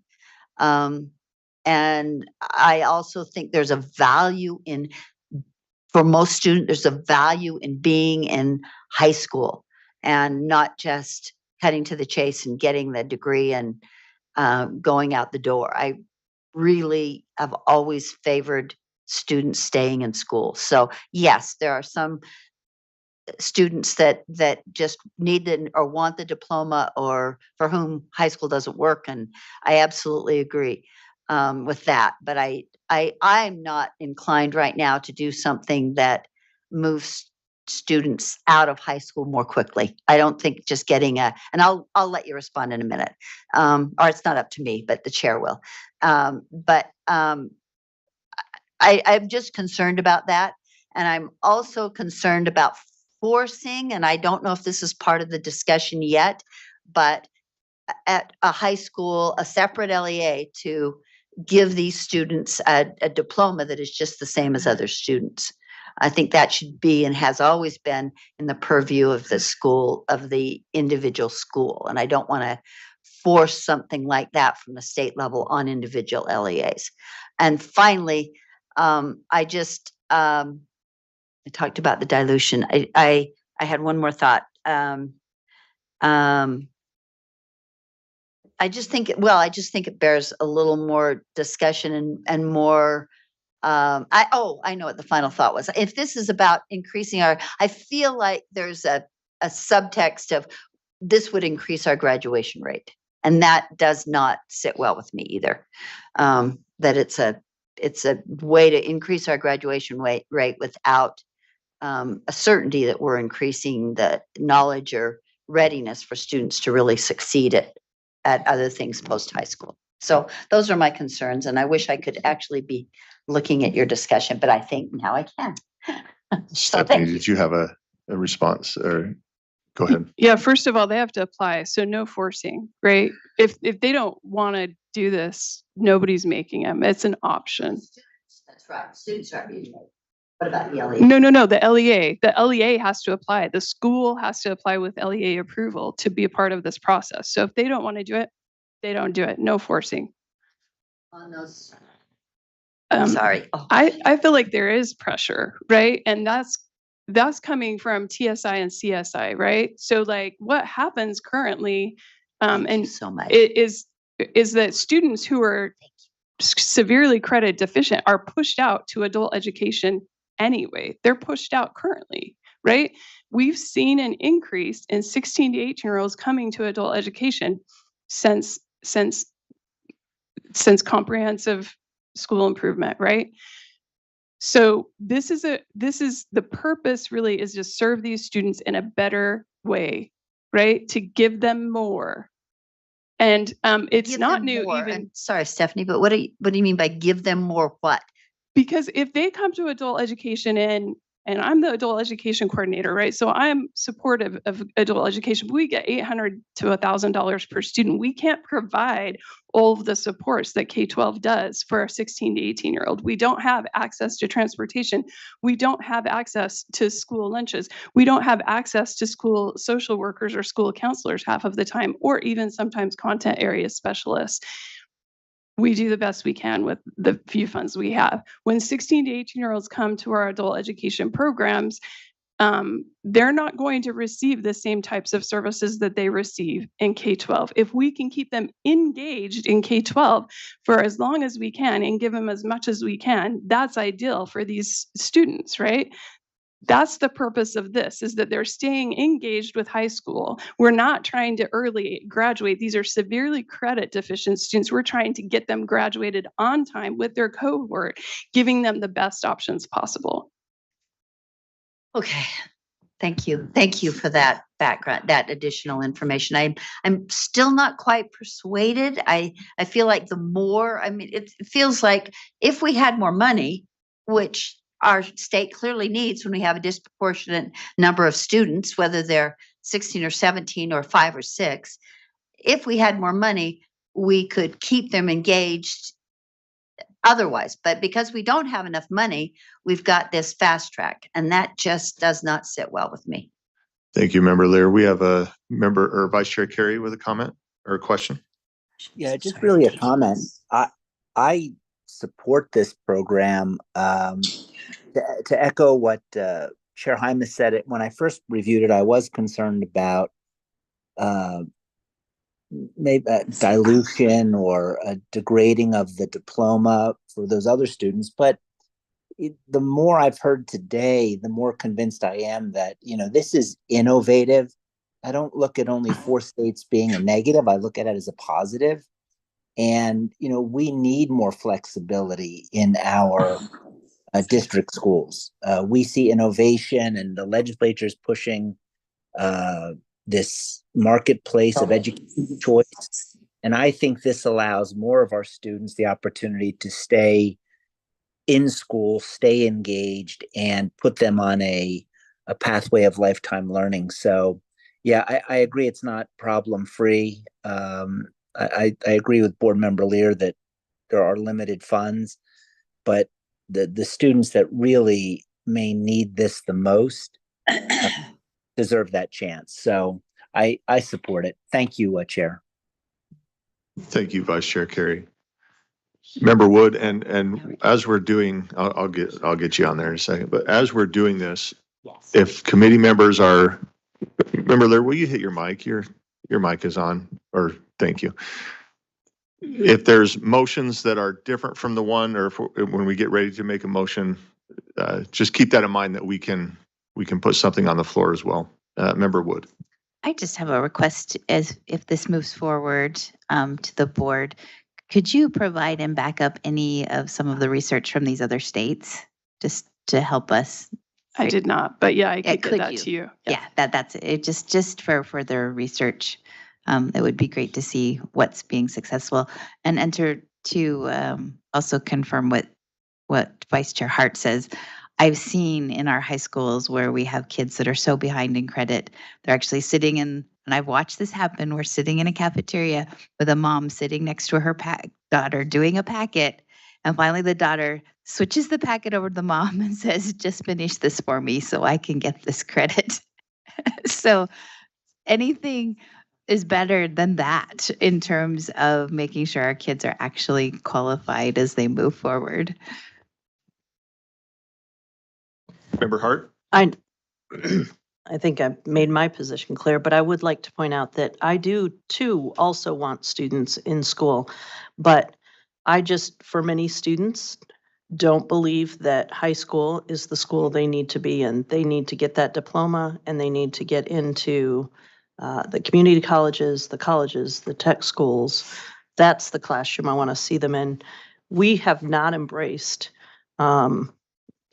high school reform to the extent that some states have or some districts have. And for far too many students, especially since the pandemic, we're seeing that the high school just doesn't fit the needs of students unless unfortunately they're particularly tied to a program, perhaps athletics or maybe a CTE pathway or something. But there are just too many options out there to weld or marry a student to a high school experience that looks like everybody else's when there are so many other options out there. So I very much support this. Do we need a motion? I'd like to have a motion. Yeah, please. I move that the committee approve the GED option program and recommend that staff bring to the committee any rule changes that would be needed to implement the program in the October meeting. Did we talk about why we're doing October and not September? This will go to the board in September. Oh, yeah. Okay. Just clarify for Yeah. Yes, please. Thank you. I think the reason why it says October, and Stephanie, you can correct me if I'm wrong, is that if the committee supports it here, it would go to the board in September.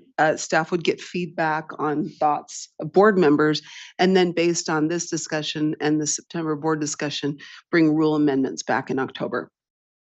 Thank you. Right? Recommend that the staff bring to the committee any rule changes that would be needed to implement the program in the October meeting and forward approval to the board. Thank you, Member Hart. The motion before the committee is that the committee approve the GED option program and recommend that staff bring to the committee any rule changes that would be needed to implement the program in the October meeting and forward approval to the board. I had it. I'm going to share a discussion to this as well. I'm not going to try to convince for or against this, but I do want to let the public and the committee understand my vote on this. I will vote no on this because I'm not ready as Matt Hymas. I'm not ready yet, and I need to understand a little bit better. I do appreciate the work that has gone behind this, and the opportunity that is potentially there. So I just wanted to share that. And then Member Lear. And my comment is similar. I'm not opposed to innovation, not opposed to high school reform, not opposed to being in the innovation space, but I am not ready. And maybe it is just my old-fashioned approach to school and that's not reflecting on Matt, but I think high schools are great places and the exceptions have been, I think, quite well dealt with. But I'm not ready, and that explains my vote. I might be ready by next board meeting, but I hear a lot of phrases like high school reform, and I want to say, well, what does that mean? What does that look like? And if we're not doing it, what are the specifics of that? Is it just something that is catchy right now? Is it the flavor of the month? So I need to know more about that, and it's my own research. So thank you for letting me explain that, and I apologize for the distraction. My computer's now working. Thanks Thank you, thanks Member for Lear. 3 doctors working on that. Member Wood. Yes, and I want to state my reason for supporting this to move forward to the board. I think that this gives us 30 more days to pursue and look at the data.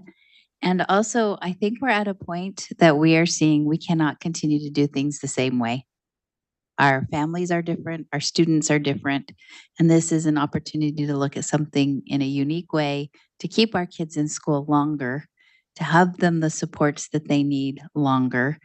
And maybe we do, as Vice Chair Carrie said, keep lifelong learners rather than booting them out into an adult system that they're not prepared for and doesn't have the supports that they need. So I will be a yes on this. Thank you. Any other discussion to this motion?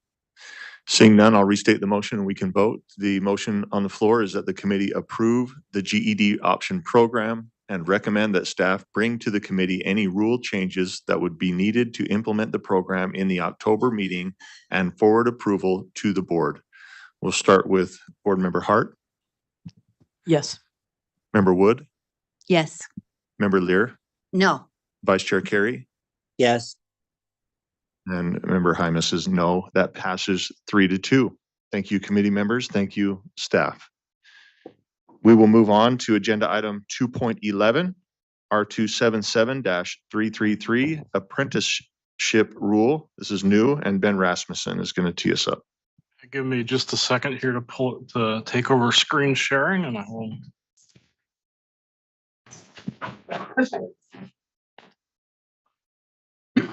I'm not going to share.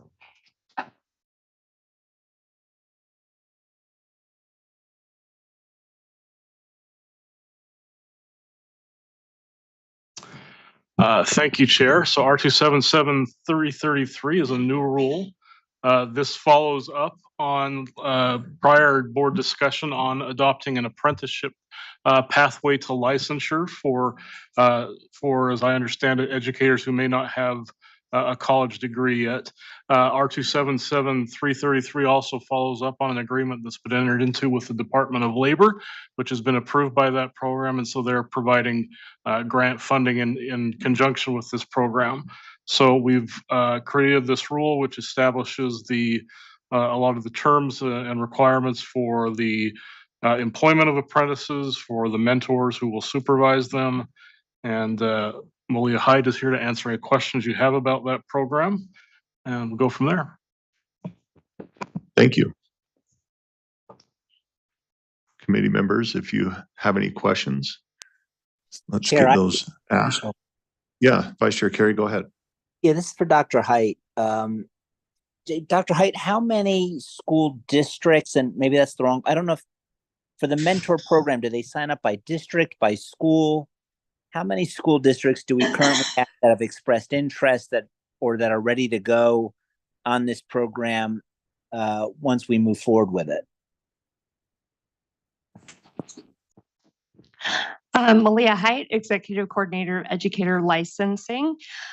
We currently have a handful of LEAs that are eager to sign an agreement to be an employment partner on an apprenticeship. And once we get all of the rules drafted and the program finalized, then we will open it up to the entire state.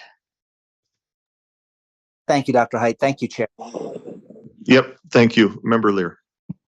I have several questions and a couple of just grammatical suggestions, but on line 29, I'm looking at the definition of competency, and if this is a common definition that's used in other places in other ways, then just say so and I'll back down. But means evidence established through demonstration in a higher education setting or pre-kindergarten to grade 12 classroom setting of a successful application of knowledge and skills. Who is it demonstrated to? I'm not understanding the implied to there. And I guess that's Ben, or that's Angie, or that's the subject matter specialist. Dr. Height has that one. Yeah. Okay. Yeah, so this definition of competency comes straight out of a different board rule, R277-304, which is our teacher preparation rule. And it is typically demonstrated, and the person who's doing that evaluation of the competency can be a university faculty member. For our Apple candidates, it can be an instructional coach, it could be a principal, it could be someone like that. And further in the rule here, you will see that those three persons can do the evaluation of competency: the mentor, the principal, or a higher ed faculty. Okay, that helps then. As long as we've anticipated who would evaluate that, I'm good with that. Online, there is a statement that's repeated, I think, too many times, and I'm wondering why, or if we just didn't catch that. The one I'm finding is on line 178.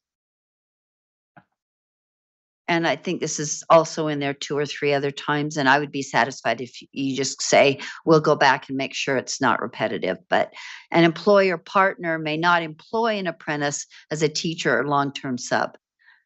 And it's just that statement, and I think it's important and I support it and all of that, but it just seems to be repeated a bunch of times. We got that feedback from the public on this as well.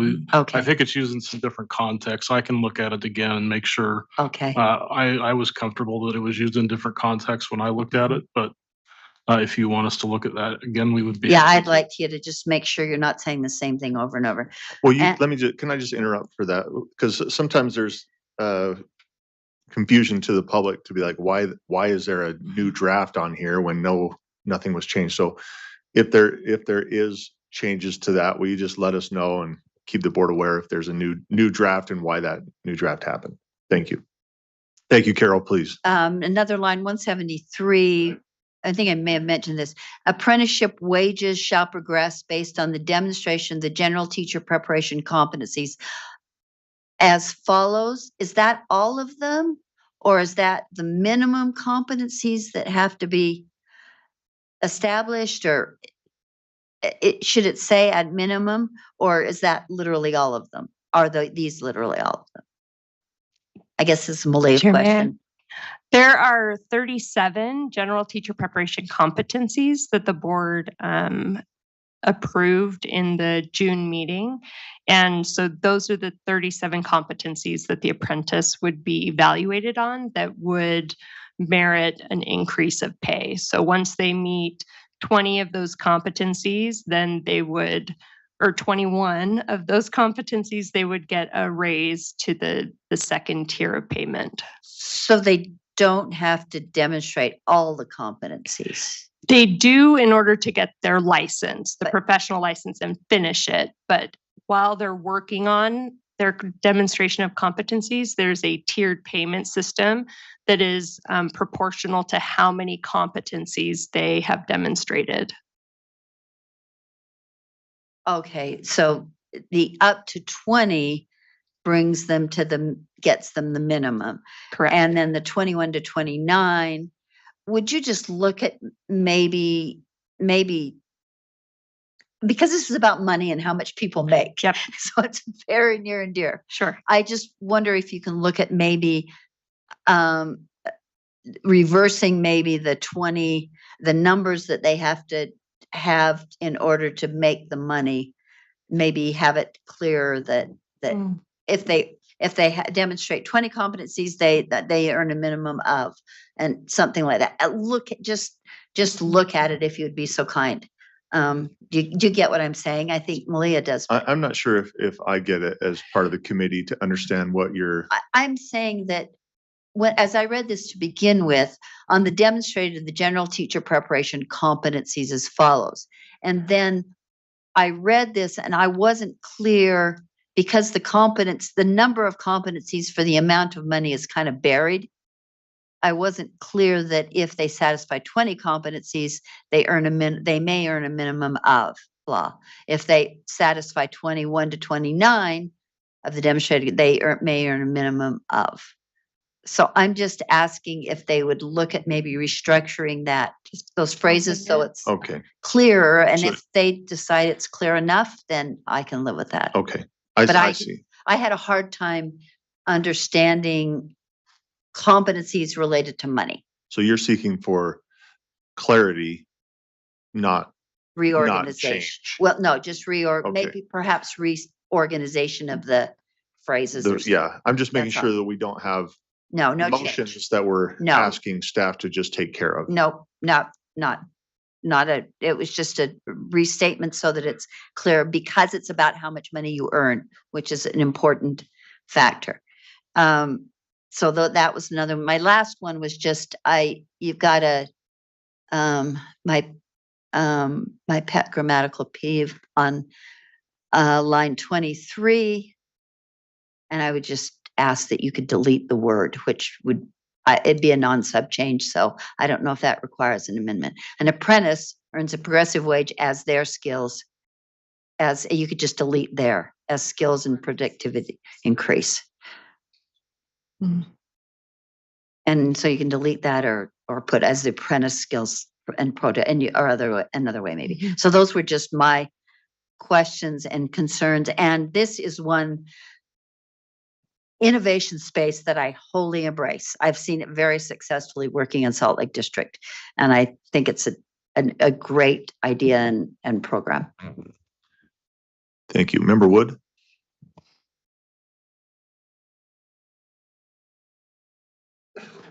So to clarify, the LEAs will be paying for the apprentice?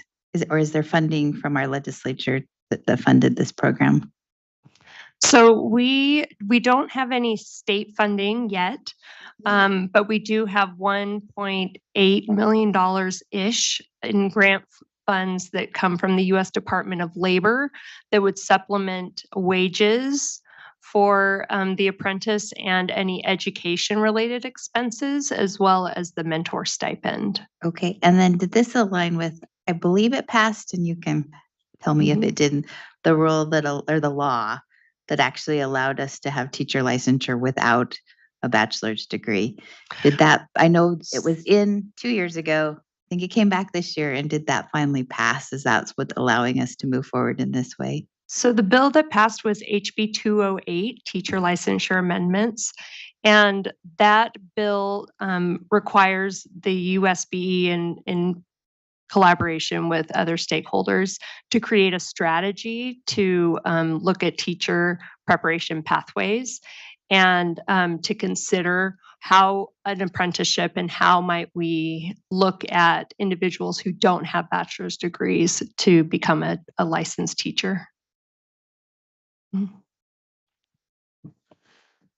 Any other questions for the committee or motion if there is one? Member Hart? Yeah, I'd like to take a look at line 197. 197. And when you look at 197, I actually have an amendment. So it says a member may be, well, we can go to the amendment. There it is. The motion is that the committee amend line 197 to read, the superintendent may reimburse an LEA for mentor compensation for apprenticeship related work completed outside of an LEA employment contract for up to $1,000 per assigned apprentice. So what this says is that we would provide up to $1,000. In the original on 197, the way it was worded made it sound like they could only get $1,000. But there are other grant opportunities, for instance, the mentor or the master teacher grant, where you may, as an LEA, want to pay more than $1,000 depending on what duties you've assigned. So by wording it this way, it is clear what the state is providing under this program, but it doesn't limit the LEA to simply $1,000. Because quite frankly, I think it should be more. And if LEAs can secure that funding or find that funding, I think they should have the option to pay a mentor more to supervise and work with these. So it doesn't obligate, it just opens the possibility. Thank you, Member Hart. So the motion to amend is that the committee amend line 197 to read, the superintendent may reimburse an LEA for mentor compensation for apprenticeship-related work completed outside an LEA employment contract for up to $1,000 per assigned apprentice per year. Discussion to this motion.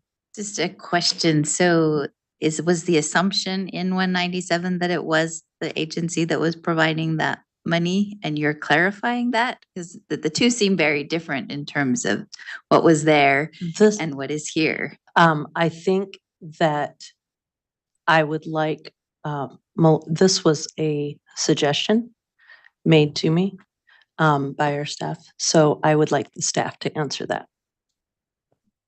Dr. Hyde, please. Yes, so, excuse me, this was in response to some feedback from the public, and we looked at it and we said, oh, the intent actually is this, that the superintendent will reimburse the LEA, and that certainly if an LEA chose to pay their mentors more than $1,000, that would absolutely be allowable. So it was just a matter of making sure our intent was clear. Any other questions on this amendment? If not, let me restate it and we'll vote on the amended here, amended portion. The motion before the committee is that the committee amend line 197 to read, the superintendent may reimburse an LEA for mentor compensation for apprenticeship related work completed outside an LEA employment contract for up to $1,000 per assigned apprentice per year. We'll start voting. I'll vote yes. Member Wood? Yes. Yes. Member Lear? Yes. Is a Yes. and Vice Chair Carey? Yes. Okay, thank you. So back to the original, there's no motion on the floor, but back to the draft one as amended now. Are there any other questions, comments, or amendments or motions that we can bring before the committee? I'll make a Member Hart. Oh, member or Vice Chair Carey, go ahead. if we need a motion, I can make the motion Please. as soon as I can see it. Oh, that the committee approve R277-333 draft 1 as amended on first reading and forward to the board for approval on second and final reading. Thank you, Vice Chair Carey. The motion before the committee is that the committee approve R277-333 draft 1 as amended on first reading and forward to the board for approval on second and final reading. Seeing no discussion to that motion, Member Lear? Yes. Member Wood? Yes. Member Hart? Yes. Vice Chair Carey? Yes. And Member Hymas is a yes. That passes unanimously. Thank you, staff. Thank you. And committee members. We will move on to our final agenda item, 2.12, student personal electronic devices in schools. This is a discussion item, and we're actually, this was brought forth by a small handful, I think 5 members of the board requested this discussion to take place here in our committee. So we're going to actually turn time over to Member Hart to get us started, and we'll go from there. Yes, so 5 members of the board asked for this to be considered, put on an agenda to be considered. We've got a growing call for the state board to provide some guidance or a forum for discussion or something in the way of handling how schools should or could handle cell phones and other devices in the classroom. The governor made his plea. Various parent groups have across the United States have made the same call. There's some research out there, of course, a book and a speaker making the rounds. Jonathan Haidt with the Anxious Generation provides some compelling evidence. In some ways, and I'll just speak frankly, in some ways, I hear from the LEAs, multiple LEAs, and I think it was also brought up in our superintendents and board associations. They're looking for some guidance, and in some ways, they're looking for someone to be the heavy, because it is hard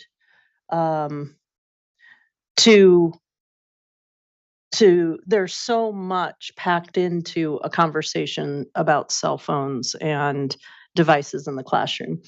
For me, I, as a school leader, originally was like, oh, we can't, it's like stopping a wave. You can't stop a wave. You just have to learn to surf.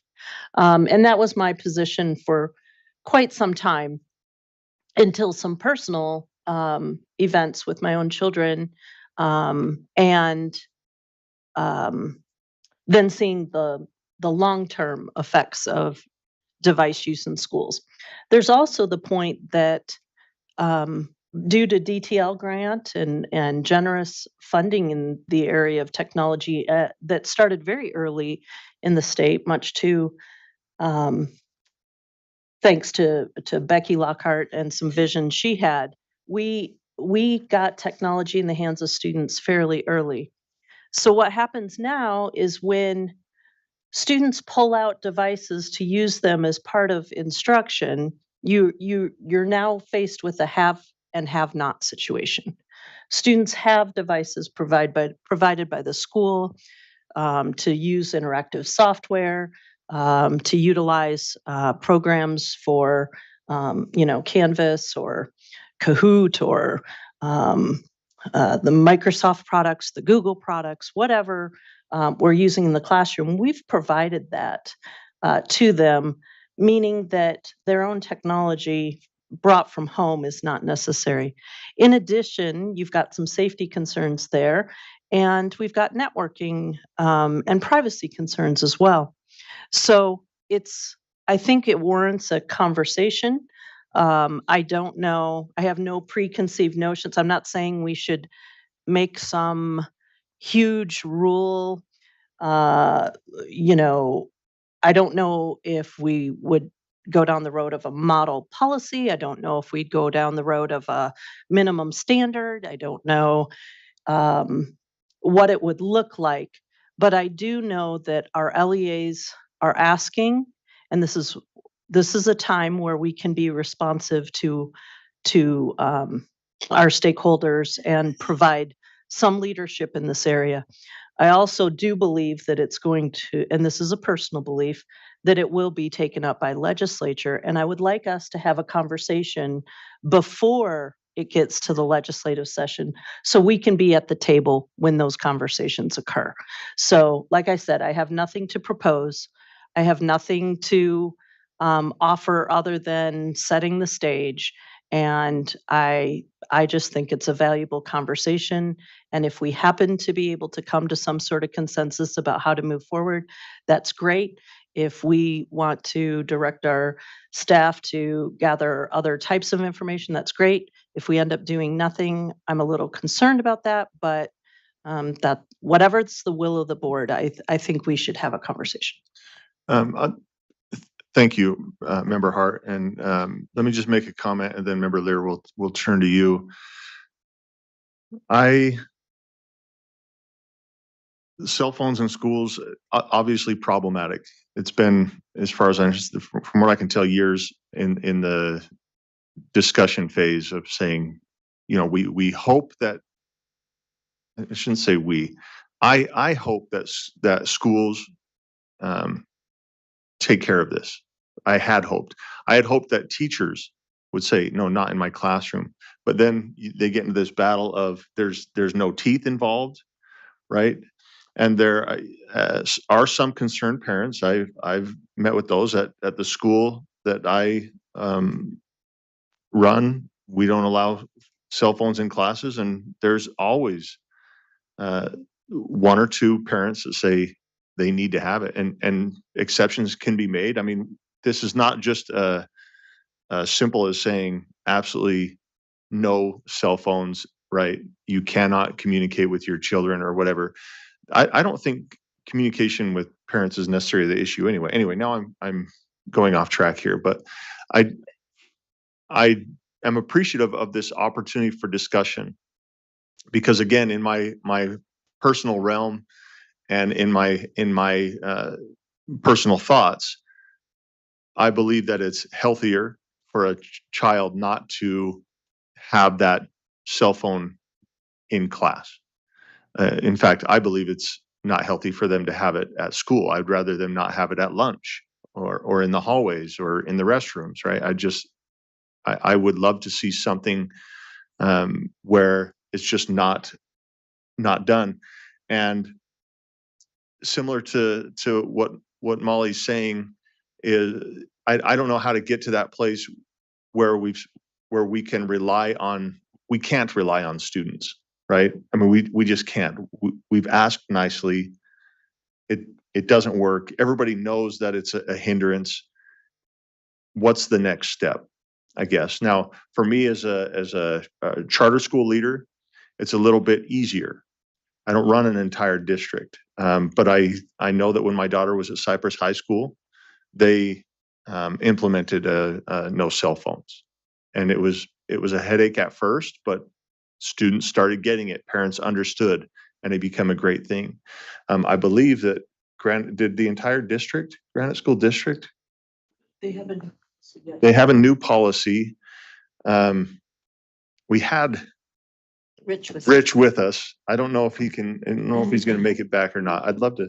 He didn't say he wasn't. He was. Yeah, he might be coming back because I'd love to get his perspective as one of the largest districts in the state to get his thoughts. But I mean, if that doesn't happen, we can get it on at another time. But I do agree that we need to take another step here and to allow students to say, I want my cell phone because I need it, or, you know, I have to have it.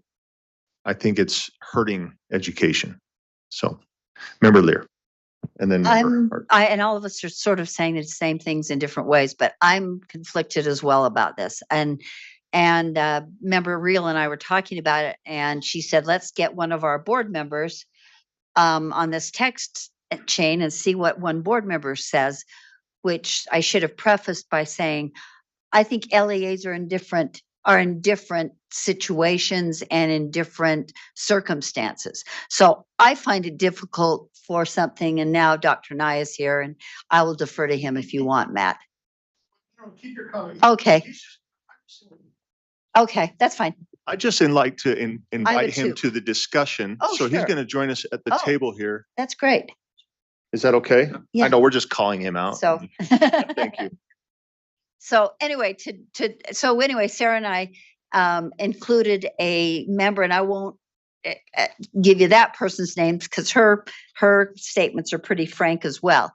That person's comments were pretty frank as well.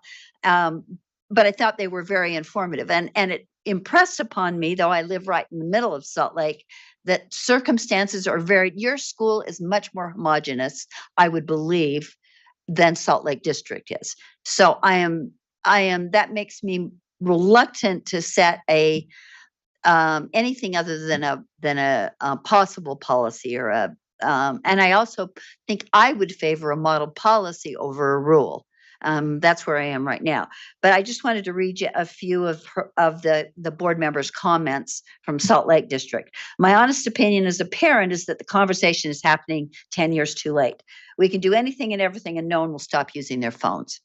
Everyone will with knowledge and means emphasis there, will get accommodations letters. Kids will continue to use them to support tech gaps at school, and clubs find them the only effective way to reach kids. Our best bet is to help kids use tools appropriately. And this kind of, in my mind, blends a little into the pornography discussions we've had ad nauseum. And look at other ways to address chronic absenteeism and boost engagement. This is not necessarily the view of the board. And then just a couple more. Parents complain to us that teachers make kids use them and want to ban so teachers can't use their discretion. Any flexible policy, they say, is abused. And it's parents, including me, who also get a word I don't use very often, who get upset when our kids don't text us back midday. It's 2024. Phones are too far out of the gate. Let me see if there was anything else. And build flexibility into the policy. I also think a commitment, this is the same board member, to better funding digital tech teaching and learning could help, and funding engagement software like Panorama, I'm not familiar with that, or a commitment to social workers which solve more of the problem. And how can we hot safe UT and then rip the phone from their hands? So those were some comments from a board member. In every LEA is unique and Salt Lake is no different. And those comments, and somebody also pointed out to me that you can take all the phones from kids and some kids carry 2 cell phones. And the same board member also pointed out to me, what do you do with watches? And what do you do with other devices? Do you take literally all their watches and all their devices? Or do kids that can afford 2 or 3 have an advantage over those who can't? I think the problem is parents that are conflicted. They say, you get these screens out of our kids' faces, then they don't control them. And I've watched my own children with my grandchildren, so I'm not throwing blame around where it's not somewhere internal too. You get these kids off their phones. I went on too long. Thank you. No, you're good. I don't want to get into this situation where, I don't know if you guys are Simpsons fans, but Ned Flanders' parents say, we've tried nothing and we're all out of ideas, right? So we want to try something here. Member Hart, I think you had a comment. Member Wood, One of the Dr. Nye is here for questions as well. Yeah, one thing I just want to say right out of the gate is I don't think that any policy that I would publicly say that any district policy or school policy that limited students that needed their phone for a medical reason, say diabetic monitoring or whatever, those things are non-negotiable. That's allowed. That is not a part of the conversation here. Then I just wanted to just kind of preface, Dr. Nye,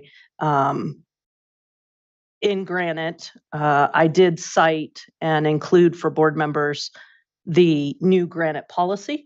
And we were just wondering if you would speak to a little bit about how that policy came about or why or where you were at in Granite when you were there, knowing that you have now joined the governor on his staff, but felt like you as an LEA leader could maybe contribute a little to the conversation as much as you're comfortable. Thank you, Committee Chair. Once again, Rich Nye of the Governor's Office, but as of last week, a former superintendent of the Granite School District. And I appreciate the question, the discussion around this. For the Granite School District over the last, I would say year and a half, we've been identifying how the cell phones or the smartphones, the watches have become an impediment to instruction and learning. And so we, in this last year, had some schools that implemented what our current policy reflects, essentially K-8, a no cell phone use, with the exception of those students that have an IEP or a 504 that would require it. And also, if there are exigent circumstances.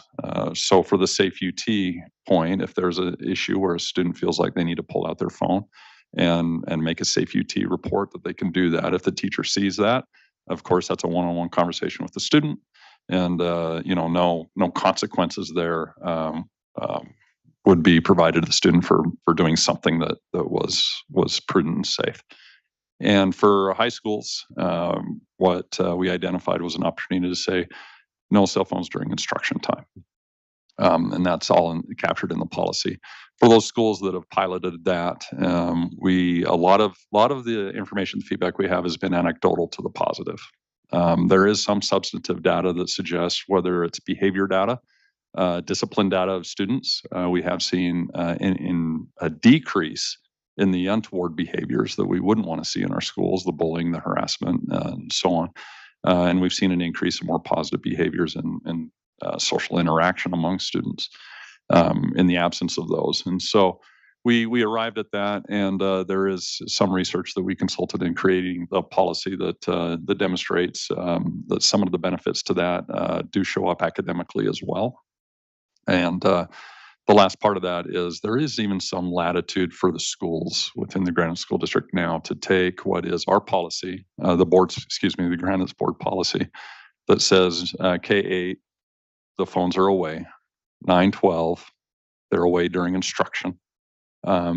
And so we did consult some additional research that suggests that, yeah, there is an academic benefit as well in doing that. And so the Granite will be tracking these data over time to be able to determine what that impact is on a more substantive level. But right now it's very much emerging, but we have enough of, the Granite School District has enough reason to believe that enacting this policy this next school year will lead to the intended objective of being able to focus more on instruction and the learning that's occurring rather than navigating some of these distractions.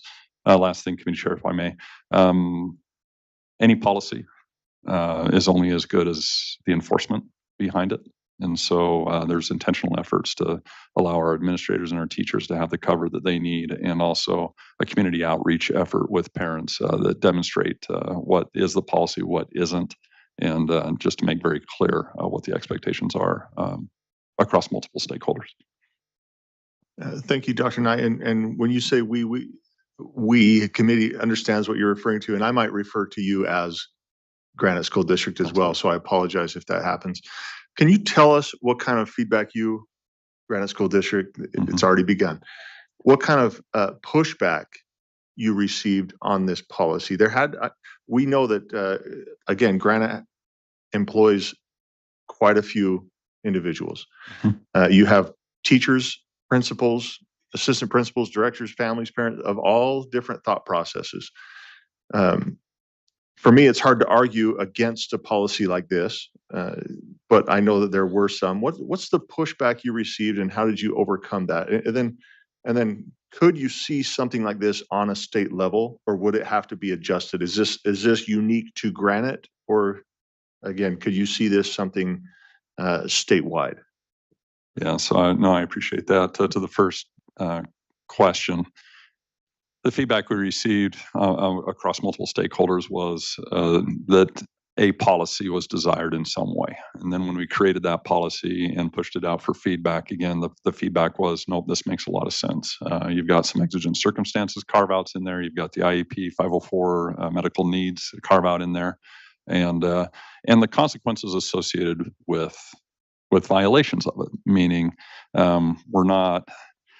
there's going to be an opportunity for a student. And this is why I think we got positive feedback, right? So if a student pulls out their phone and the teacher sees it, they're going to remind them, hey, our expectation is you put that away, go ahead and keep it, on the second, third, and fourth. And of course it escalates down to, the parent needing to come pick it up from a secure location in the main office of the school.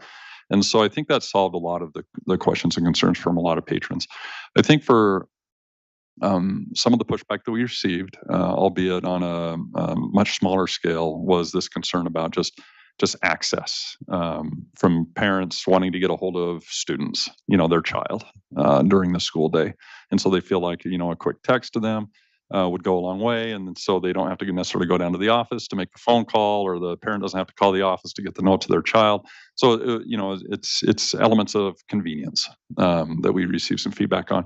And I would say even among some staff, just full transparency, some staff were like, well, sometimes when we need to adjust the time of practice after school, we like to send that out and get that information out in that way.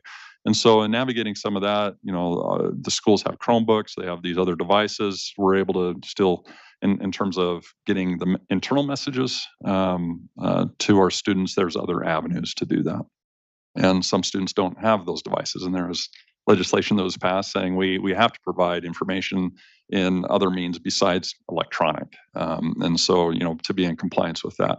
And so just, again, in summation, largely supported. Elements of concern was access to their personal property. If a teacher took the phone and some damage happened to it, who's liable there? And of course the school would be. Just some of those natures, and then some of that nature, and then specific schools. So while the policy covers the district generally, schools can take more steps in implementing, or more layers of implementation, if you will. So for an example, a school may require students put their phone in a locked pouch.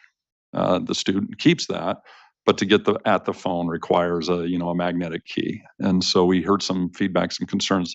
Well, I don't want my child's phone to be in a secure pouch, even though it's on their person.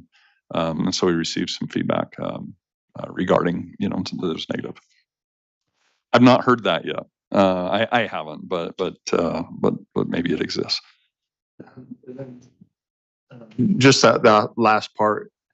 And again, this is a discussion item.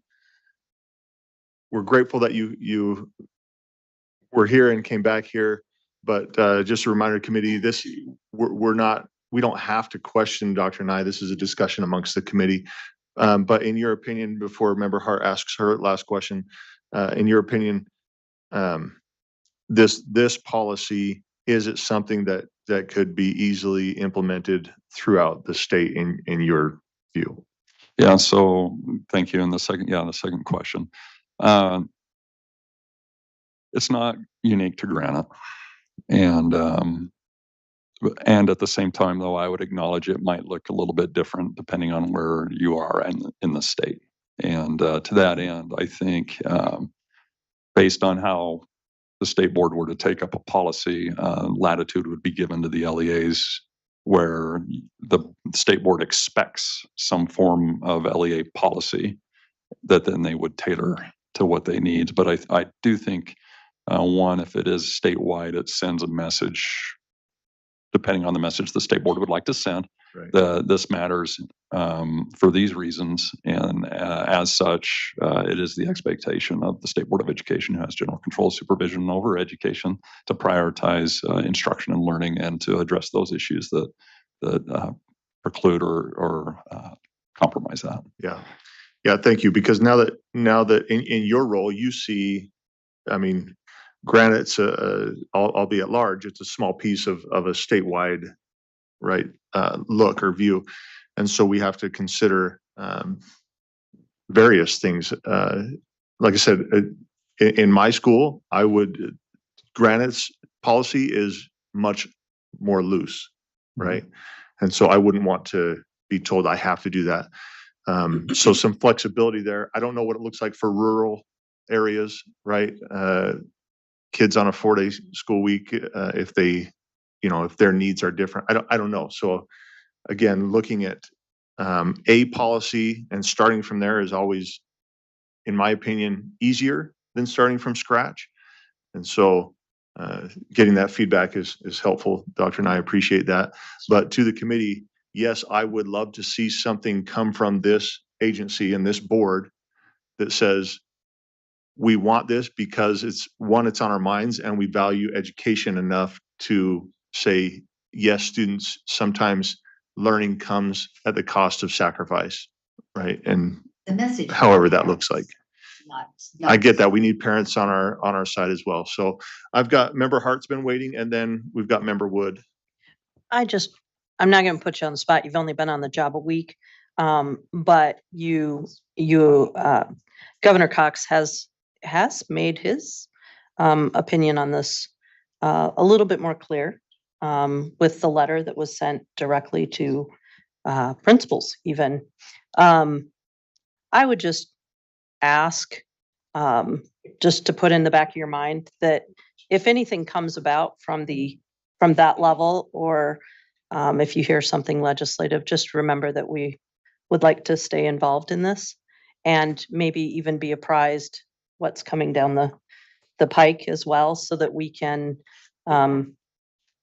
contribute and be part of that discussion. So I mean, the mean question would be, what do you intend to do at your level about this issue? But of course, a week, I don't even know that you've unpacked your things, but just so really the request is to know that we are interested in this and we do want to stay in a collaborative partnership on this.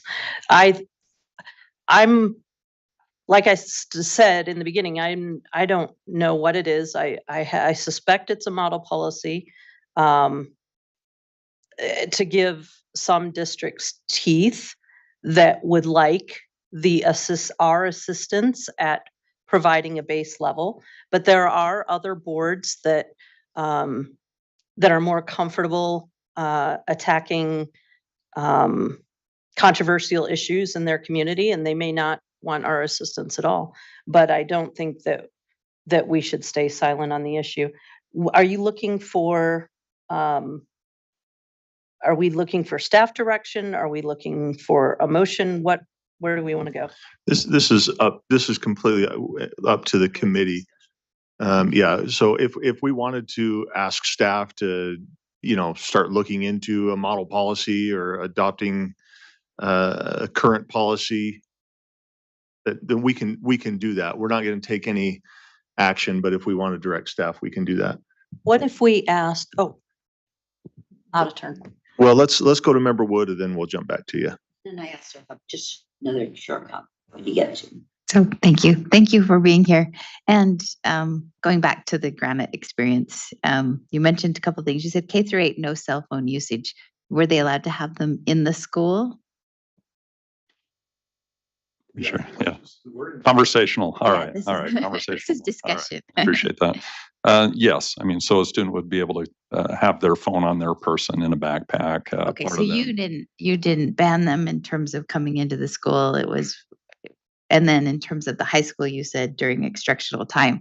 So if a teacher is not using direct instruction, are they able to pull it out? Or is not during class periods? How did you define that? Yeah, not during class period time. And Okay. so we would like to think, and the expectation certainly is that instruction, meaningful instruction is occurring from, the beginning of the class to the end of the class. And while some students may finish some things up earlier, the expectation is, what does enrichment look like? What does extended learning look like versus, playing on my phone time? Because there are unintended consequences in that, where we've seen, well, if you finish your assignment early, you can get on your phone. Well, what then becomes of that assignment and a meaningful completion of it? And so to that end, no, the expectation is during instruction time, it's not. And I would just point out as well, as far as the letter that Governor Cox had sent out, it really is an expectation. And the sentiment is, while Granite went down the road with a K-8, no phones out at any time, from the beginning of the school to the end of school, but that bell to bell, Granite went down the road of saying 9/12 just instruction time. But the governor has made clear that, there's reason to not have that phone out regardless of what grade you're in from bell to bell. And the expectation is that it's not out even in non-instruction time. And there's support behind that as well, because as you can imagine, going around lunch and the phones come out and that becomes the distraction. And then again, the other untoward behaviors are manifest during those times. And so it really is. So for Granite being there and Governor Cox, and just to also answer, there's at least a couple bills that we know of and are hearing about that will address this issue in this next legislative session. And so still working through those processes. But Board Member Wood, I think you had one more question. Yeah, just to follow up. So did have any of your schools provided, I think you talked about the magnetic pockets. Did Yes. those get provided? How have you, any type of storage, have you provided that through the district funding for your schools? What process did you take? So schools have made the determination on their own as how they would want to secure the phones, and so that has not been dictated at the district level, and the schools pay for it out of their budgets and from various budgets. And so, for an example, Granger High is using a pouch, that magnetic pouch, and they're implementing it this year. And so the expectation is when the student comes to school, they put it in their pouch, and that phone is secure throughout the day. It won't be used during instruction time, during transitions and lunch and so on. And so the school gets to pick. So lockers, locked lockers, things like that. We want to make sure phones are expensive, and we don't want to take on that liability or be negligent and have to start paying for damaged property. And so, but the expectation is that they do secure it, and that then we assume the responsibility if we do remove a phone from a child, that it is taken care of. Perfect. And one more question. How much parent input did you engage in prior to the district policy being completed? So we engaged in quite a bit in terms of and that's always an effort. I'll put it that way. Meaning, and my hesitation is, we wish more would have engaged in perhaps that process than what we received, but we did still received quite a bit, whether it be through surveys, through the school community council. We have a district community council that we engage with, the parents of each of the different school community councils sit on. And so we broadcasted it wide for feedback. Again, we did receive some meaningful feedback. And of course, my lament is it would have been nice to hear from some voices that we would have hoped to have heard from that we feel like we didn't. But overall, we did receive some tremendous feedback to that end. Member Lear, and then Vice Chair Carey has a question as well. Quick question to Dr. Nice. So in Granite, the teachers, even the high school teachers, the AP teachers don't have students use phones for instruction at all. Yeah, for Period. For this upcoming year. That's correct. Thank you. I wondered about that because it certainly has some educational benefit. Everybody would agree. Secondly, I meant to mention another idea that came up in our discussion with a board member.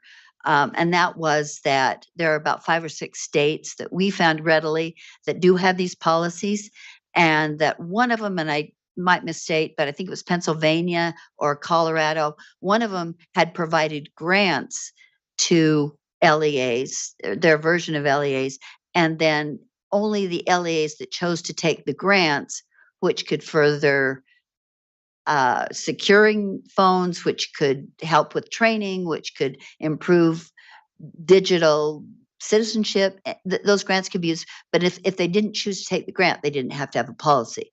But if they chose to take the grant, which is more the carrot approach than the stick approach, which I kind of like. I really liked that idea of a grant that might be possible for LEAs that wanted to take to have a policy and enforce it and have it. I don't know how you'd evaluate that or even monitor it, but I like the carrot instead of the stick approach. So I wanted to throw that out there too. Thank you. Thanks for being willing to engage with us. Thank you, Member Lear. Vice Chair Carey. Yeah, hi, Dr. Nye. I just want to say I attended a school board association, director of school boards last January or February in Salt Lake. Had the opportunity to sit down with several representatives from several schools, and they were telling me, hey, we don't need, state school board direction on this. And as I visited schools, charters, and district schools, most of them already had a policy in place. But I guess my question is, have you had, and maybe the policies haven't been around long enough in Granite, but if the school seeks to take a phone from a student, does that student have a right of conscience to object? Like under the law, can that student say, no, I have a right of conscience. You can't punish me for that. I want to retain the phone. Have you had any experiences like that? We have still on. We have not had an experience like that at this point. I would imagine if there was, in keeping with the code, we would sit down with the parents and identify what those opportunities are. Because on the one hand, and if the phone or the objection is right of conscience, but if the phone serves as a disruption to the instruction and to the learning, then of course we would have to take that into consideration and identify what that actually looks like in the classroom under right of conscience, right? To not disrupt the educational processes that are occurring for all the other students if an electronic device of a student is. And so we've not had that experience, but as I'm thinking about that, that would be definitely a conversation with the student and the parents and determining what their needs are and being able to meet them where they're at. And is that built into your policy currently? How to address those? I'm asking if we're looking for a model policy, does yours contain a provision that addresses right of conscience objections to the removal of the phone? Nope, the Granite School District doesn't explicitly state or define that. Okay, thank you, Chair. Thank you, Doctor. Mm-hmm. Yeah, Angie, you have a thought? Yeah, Board Member Carey, just something I wanted to share, because I remember when the bill was going through and after the bill passed, codifying explicitly a student's right of conscience, which in a lot of ways was already there implicitly, right? Was this question about student safety and maybe conflict, right, with other laws. So if a student wanted to bring a gun to school or a knife, for example, does the right of conscience say that now the school can't, ask the student to not bring a gun or a knife onto school, or free speech? It might be that a student is wearing a shirt that is a profanity or something patently offensive, et cetera. So the areas of violations of potential laws regarding safety, conduct is, I would just say, is a little bit of an area that when you talk about right of conscience, often it's been talked about in academic preferences or content instruction, et cetera. But I just wanted to recognize as you have this conversation, that was part of feedback the LEAs had, is the expectation that a student or a family can just say, I don't care what the law is. My right of conscience says I can do whatever I want. And I think that will be a case by case basis. And obviously, to some extent, we've talked about certain exceptions that are made for families, like if they need it for a medical reason, IEP 504, also if there's emergencies, so it's oftentimes these issues are very hard to discuss in a black and white, because most likely they're not going to be a black and white situation, right? Because you're talking about a spectrum of right of conscience, and then it all probably also depends on the law that they're conflicting with. So I just wanted to share that, mostly because I think the question you're asking, Board Member Carey, is something that others have been asking about the applicability to laws, especially around student safety and conduct, discipline. Like if a student is hitting their teacher, et cetera. If I may, I think that right of conscience applies to the entire school setting, but I do believe that it is issue by issue. My question was, does the Granite cell phone policy address this? I believe the answer was no. Thank you, Dr. Nye. Okay, thank you, Vice Chair Carey. Any other thoughts or comments from committee members? We covered. Member Lear? I think we covered this, but AG Beal just sent me a text about accommodating for ADA, which I think we covered in saying if a student has a 504 or a IEP that required some kind of cell phone monitoring, that would be allowed. Yeah, so if the board, yeah, if the board moves to push something forward, then obviously we have to take all of these things into consideration, right? We have to look at right of conscience. We have to look at ADA. We have to look at everything and anything, because it will get brought up. We have to be extremely careful on this. So, yeah, Member Hart. From what I understand, at this summer, when the either the school boards met or the superintendents met, or both of them, it was their number one concern. So I don't know, but I too have heard, don't forget about local control. So I wonder if one of the steps is, and I know I hate to even say this because I understand what I'm saying, we may just need a very brief survey of our LEAs or boards, asking for what type of assistance they would appreciate, if any. That may be one place to start. Another place to start would be to direct our staff to gather data on what other states are doing, because I know it was discussed at a conference I was at this summer. Another place we could start is gathering the existing cell phone policies from LEAs to see where they converge, to see if we can draw some conclusions that we may then offer to LEAs who have not yet decided. So those are some tangible ways we could move forward. I think we need to be mindful of our time. So just wanted to throw those out there. And I do think that the questions will be raised. I personally have a really hard time telling my teachers to confiscate cell phones and have them in their possession.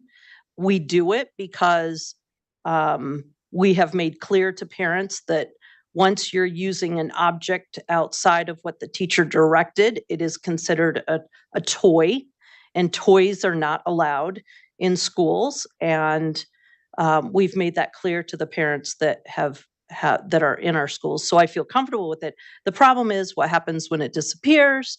And I hate putting teachers in that position, and I don't think that they should have to.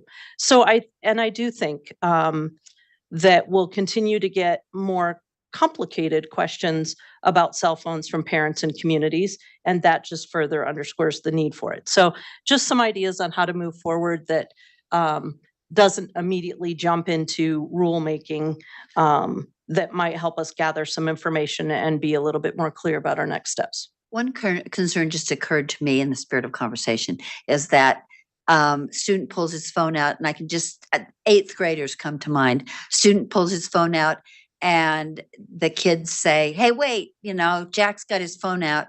And the teacher says, oh, well, he has an IEP. He can do that.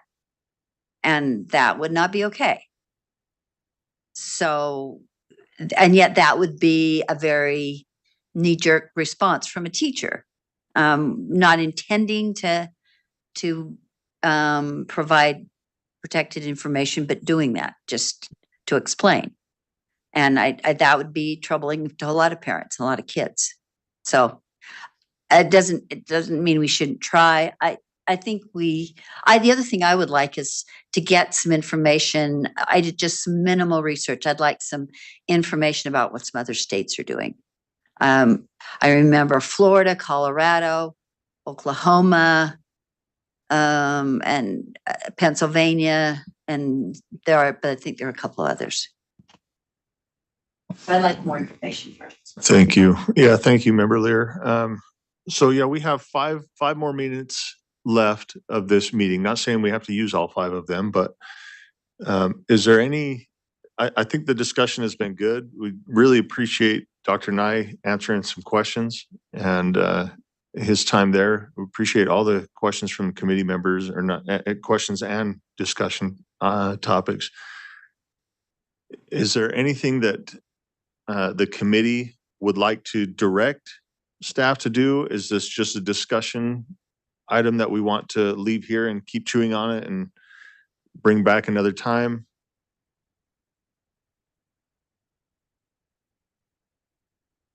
Well, Member Hart? I'd like to ask staff to gather some relevant information and use their best judgment on what information that may be, whether it and try to include in-district or in-state and out-of-state information at the very least. Can I add to that a list of maybe pros and cons, or concerns versus, pluses, or that kind of, help us sort of identify roadblocks versus benefits, or you call it whatever you want. I just think you guys have some unique experience and access to LEA information, and we can all do that individually, but it'd be great if we had it from those of you who are in contact constantly with LEAs. Is there a way for us to also gather input from families? Like, is there a way to just put out a social media question? Like, is that something that we could do quickly? We could obviously try to, knowing the realities of social media, that's somewhat scary, but we can do it anyway. The other thing is, I do think that the LEAs I think most LEAs have at least dipped their toes and may have some of that information that is not skewed by, here it comes, keyboard warriors that have firmly planted themselves behind a keyboard. I just think that might be, we can, but I think we Well, need to and I'm thinking supplement it more with along the local. lines of like a Qualtrics survey or something that is not a let your Yep. I keyboard think we should, warrior we, face. we can leave it to staff to figure out the best way to do that. Ask, when you say research, did you imply a survey? Sorry, I I didn't, but Or- that's certainly an option.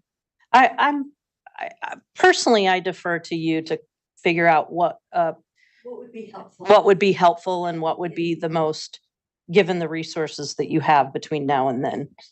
Excerpts from, we should all buy and read the books, I'm sure, but if there are excerpts, I'm not sticking into my mind.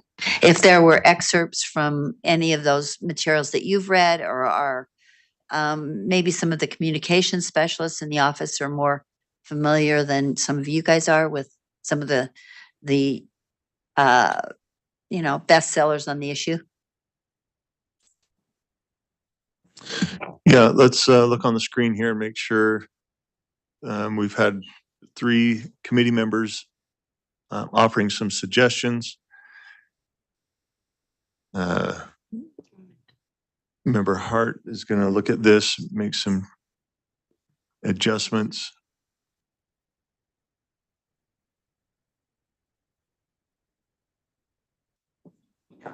Yeah.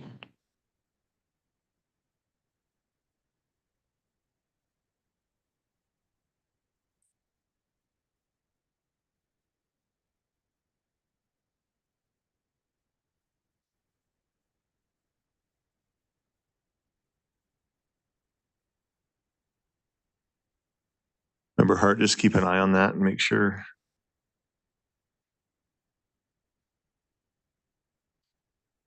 Member Carey, you see that? All right, Vice Chair Carey, can you see the potential motion? Thank you, Chair. I can. Okay. in school policies, maybe.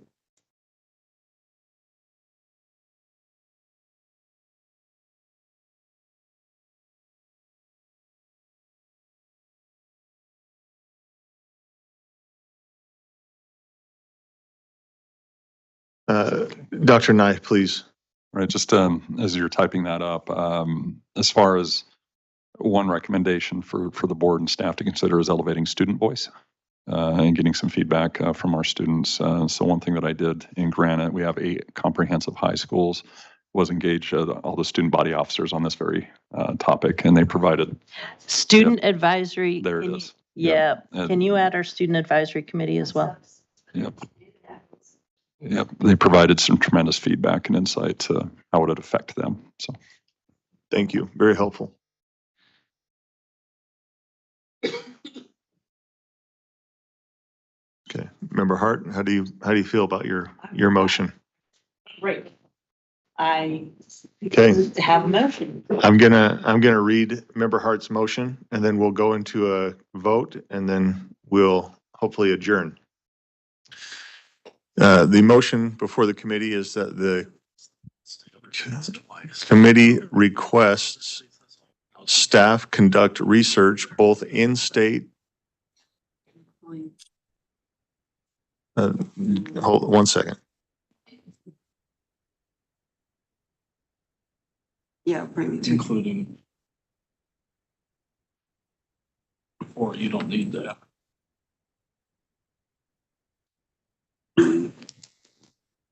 No.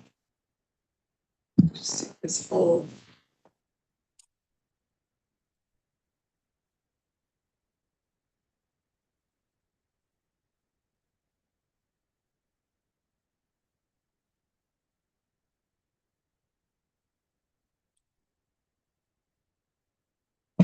We ready? I think so.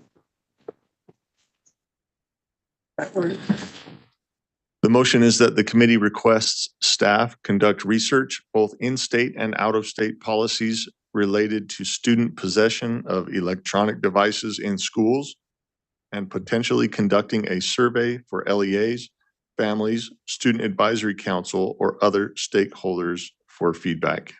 Discussion of this motion? I would say, I know we're working on this. I don't want to potentially conduct a survey for Student Advisory Council. I'd rather just bring that up in there. So as we have the Student Advisory Council as part of this, if we're going to include them, let's just include them. Maybe put collecting feedback. Yes.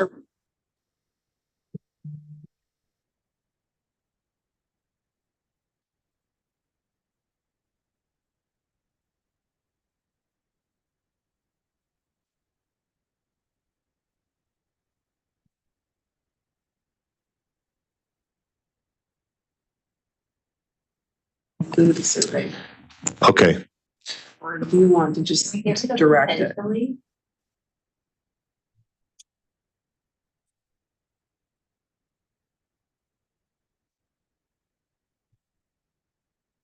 Okay.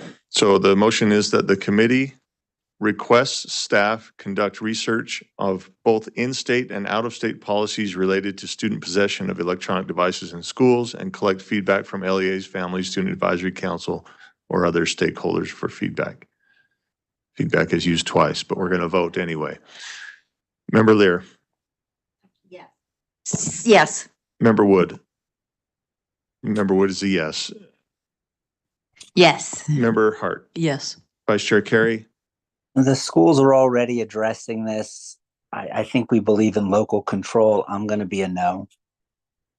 Okay, and I'm a yes, and so that passes with 4-1. Thank you, staff. Thank you, committee members, for this. So with that, no more agenda items. Thank you to everybody, and this meeting is adjourned.